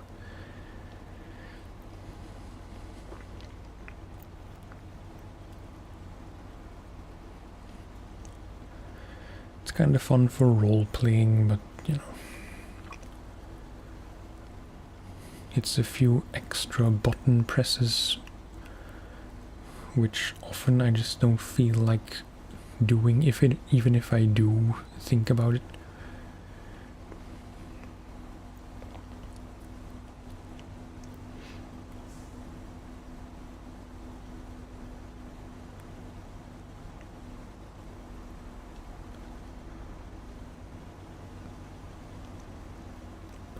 Still no alert sound though. Stream elements, you're dropping the ball.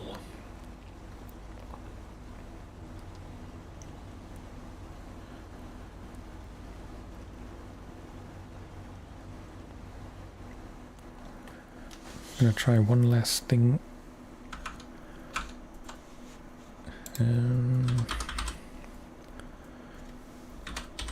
If I go to my dashboard,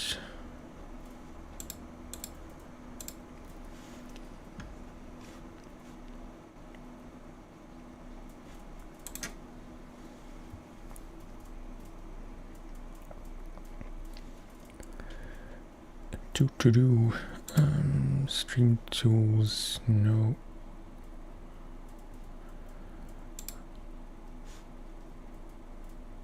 I feel like there should be an easier way to mess with this, but I don't know it.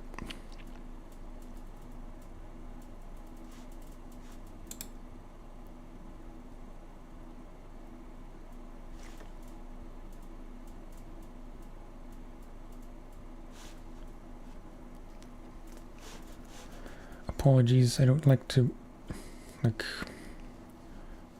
mess with this during the stream, but it's kind of the only time I can reliably check.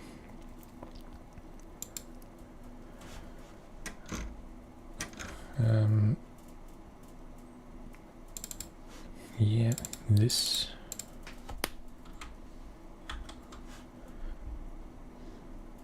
It's definitely the same link.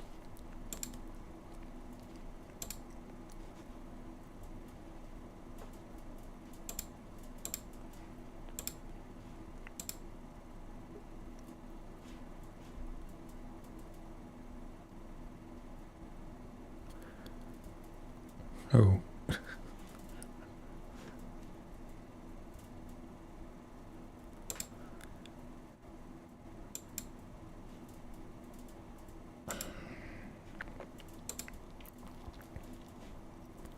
Apparently you can't set up a sound for chat messages, which would explain why there aren't any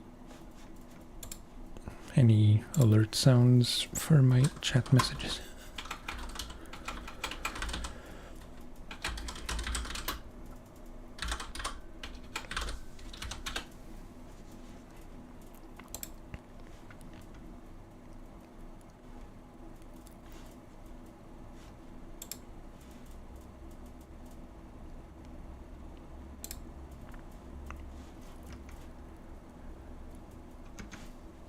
Okay, then I guess that answers my question. Because I had all the alerts set up.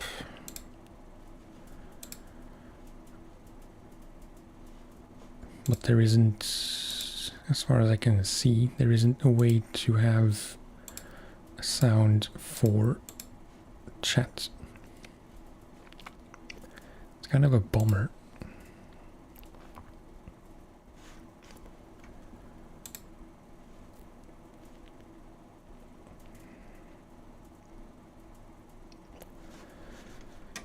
Yeah, I guess the only solution is to be more mindful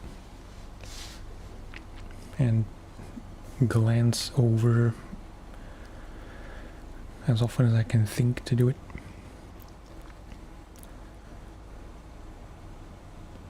I feel like most times I do see it from the corner of my eye.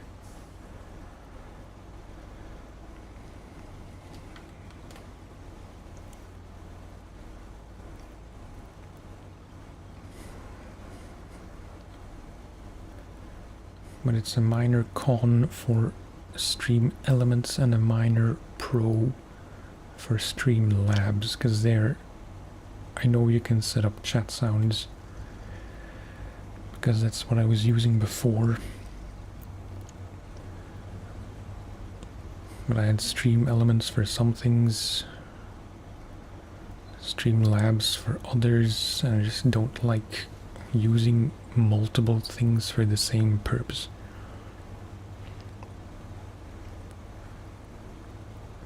As in, I mean, you know what I mean. But 2 stream bots is kind of much.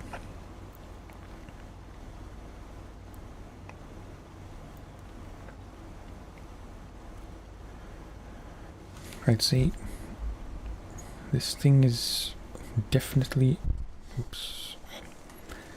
Again, don't text and drive, and don't bump your mic. I apologize. Oh, come on. I thought I turned it off.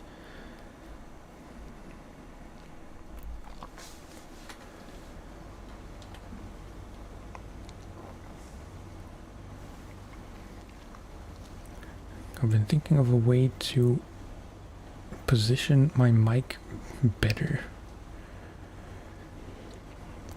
Because now when I reach underneath the mic to my keyboards, 9 times out of 10 I'll bump into the cable.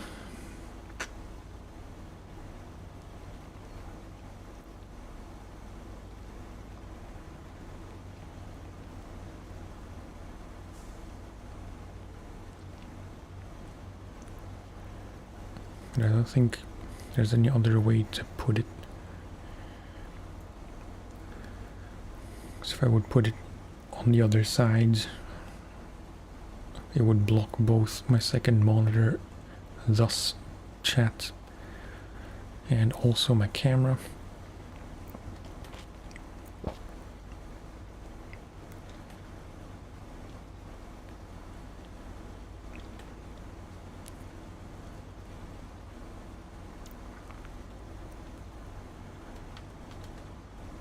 I feel like I left that sentence hanging when there was really no follow-up.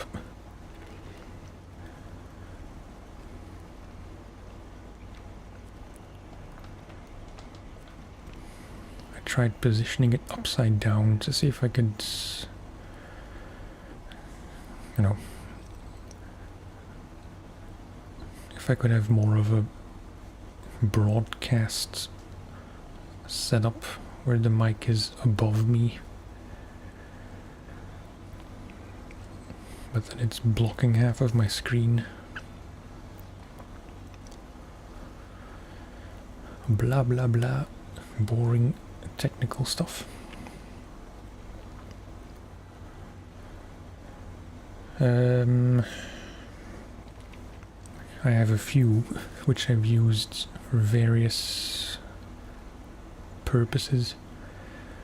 This one is a Rode NT1A.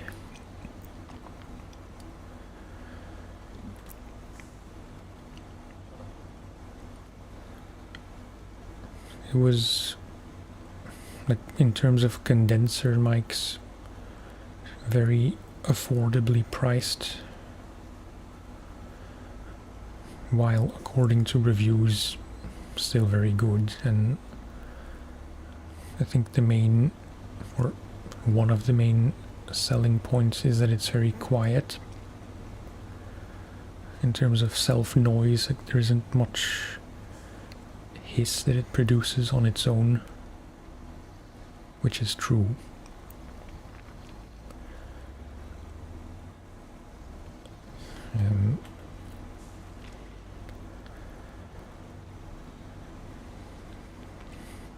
I've been going back and forth between this one and others.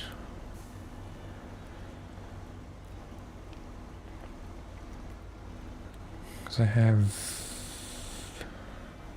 Oh, nice.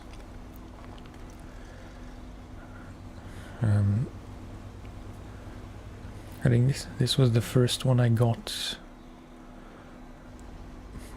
like, when I was getting more serious again about YouTube, back in 2021 or so, maybe 22.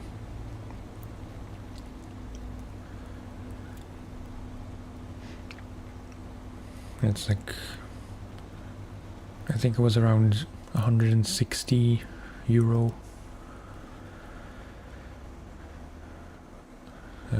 Including a shock mount and a decent cable. A long cable, no less. Like 6 meters or so.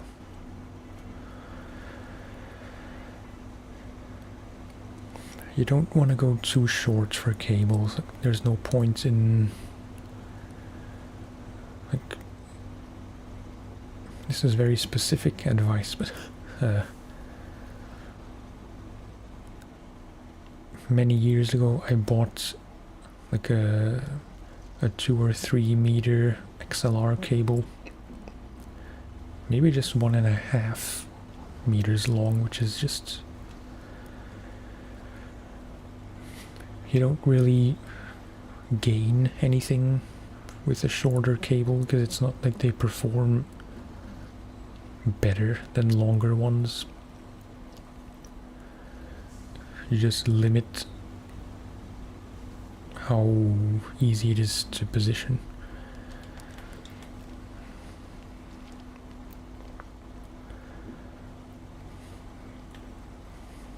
Because even with like a 6 meter cable, yes, it's probably way too long for where you need it to go.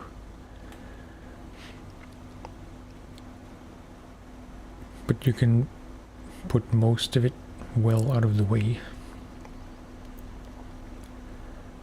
and not to risk having any kind of, you know, snags or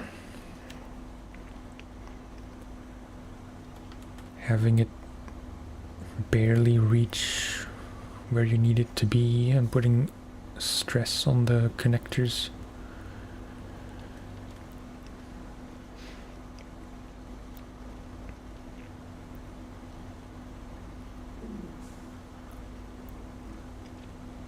But it's been good. There was a time where it was producing very weird noise, like what sounded like constant wind noise, like someone blowing directly into it. Sometimes constant, sometimes, I mean, like during some recordings, constant.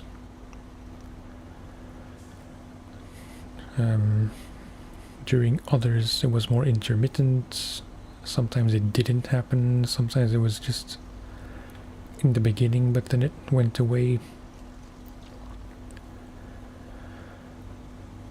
I never figured out for sure what the problem was, but I think there might have been moisture on the diaphragm.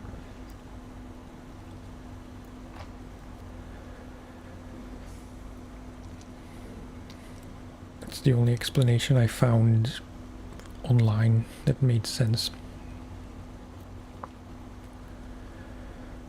So I didn't use it for some time because of that. And also because it was more difficult to control background noise with it, which is just user error, because when set up properly, it doesn't pick up any more noise than a dynamic mic or whatever, but you have to be a bit more careful with it in terms of positioning and gain and stuff.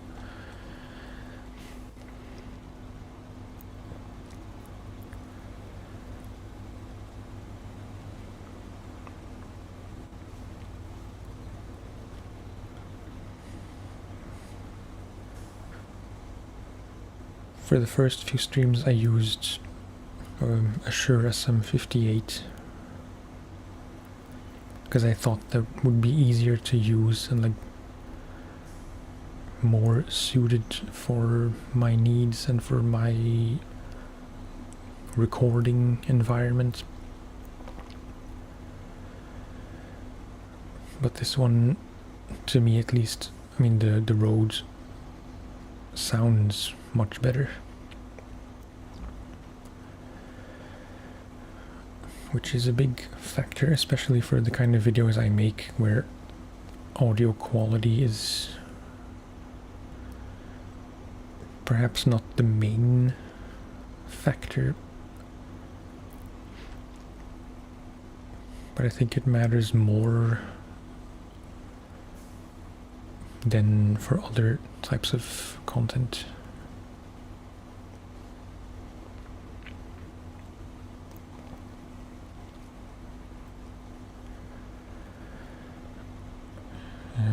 And when I was recording on PlayStation on the couch downstairs,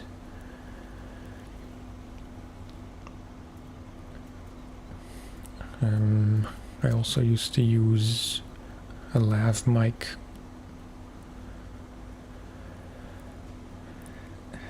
Trying to remember, a Tascam DR10L Pro.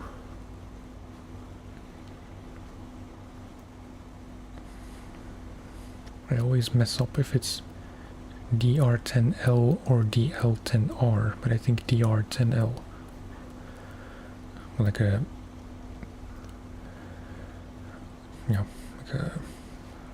lapel mic that records to a small recorder with micro SD.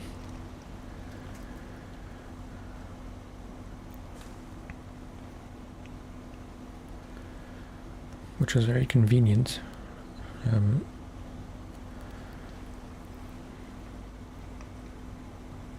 Wasn't the quietest mic, probably even the noisiest one of the ones I've used. Maybe also the worst sounding ones of the ones I've used.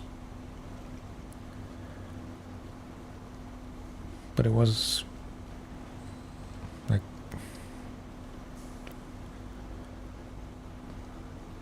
I'm trying to explain clumsily. It's very convenient to just clip it on and not having to worry too much about where you are relative to the mic. Which in my case, and I think in your case as well, is kind of a moot point. Because, I mean, I'm not going to speak for you, but for me, it's not like I move around at all when I'm recording. It's very much more of an on-the-go type mic when you're outdoors, walking around, or if you're on camera and you don't want the mic to be very noticeable, which also doesn't apply to me because I'm not a reporter. I don't make videos where I need the mic to be out of view.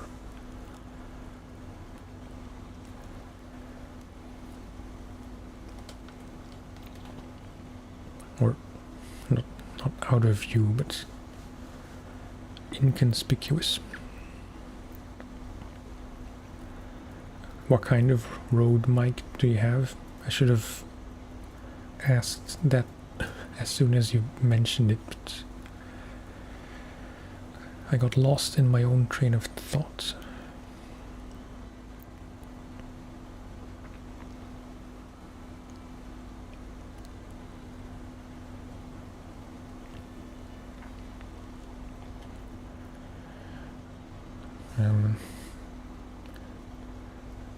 Just for completion, I also have a small diaphragm condenser, a very cheap one, but it works very well.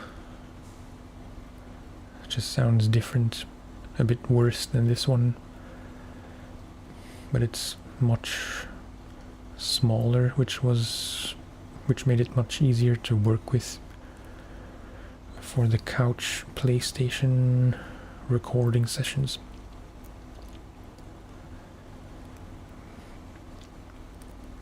Because this one, the Rode, it's very big, has a large diaphragm condenser is. It's very heavy, and when I was sitting on the couch, I had to use a mic stand, and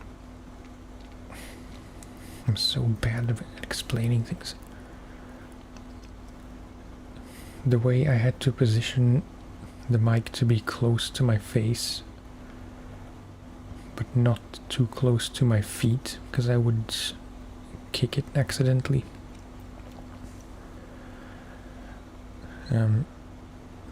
The boom arm had to be very extended, and just because of the weight, I had to be careful to not bump into it, or I had to position the feet of the stand pretty specifically so it wouldn't tip over.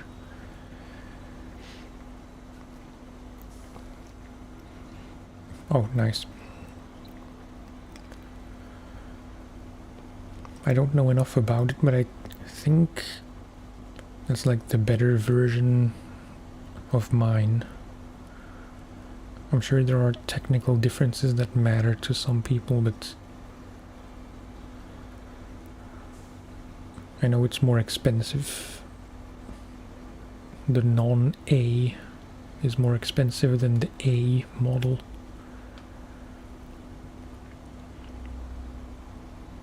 So surely it must be better if it's more expensive.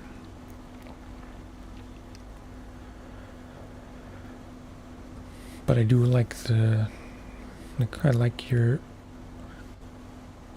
audio, so good choice, I'd say.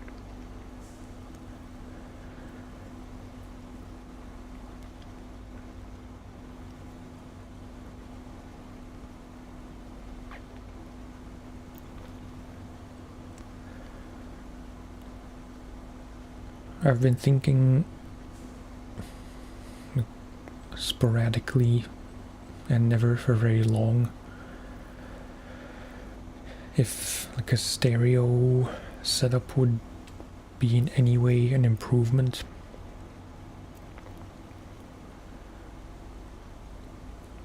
So I could do the fake binaural thing.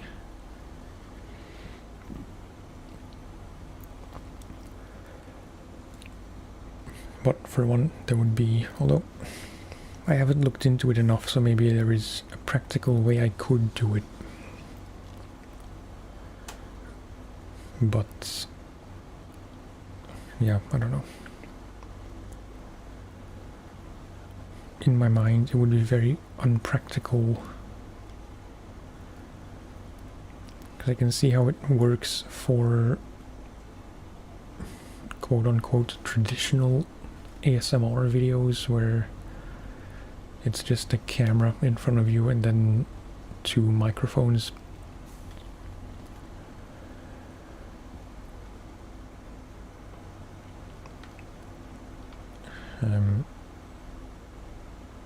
But in my case, I also have to be able to see.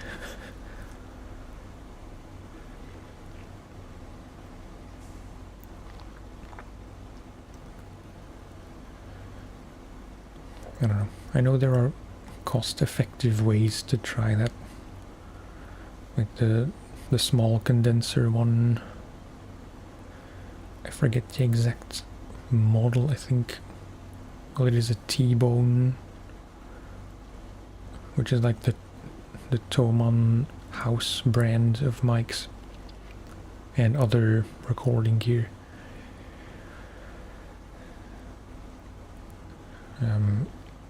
T-Bone EC 700, maybe EM 700.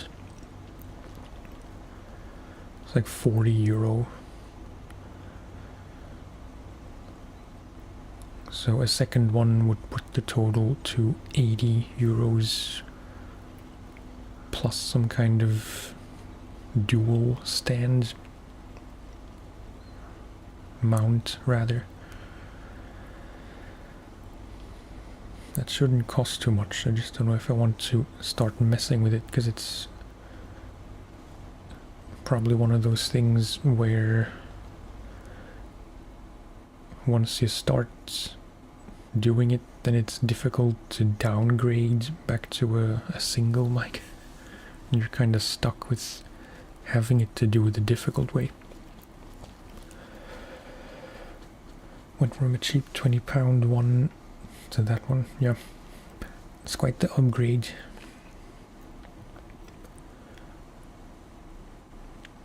I don't think I've watched any of your older videos where you were using that one. So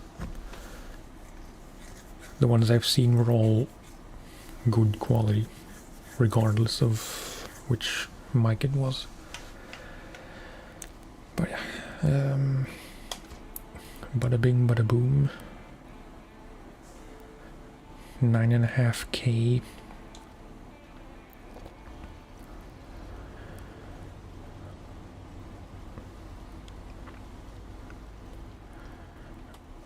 I want to have a look at the next two, the last two. So we need medium logs to Drummond.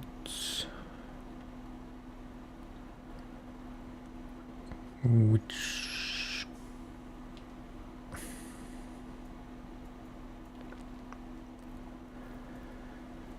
I know the short way would be to take them. Wait, because it's 4 medium logs, so ideally 2 trips of 2 with that Futon M trailer. And then the shortest way would be around here, across the rocks, and up here. Is that worth it? Maybe.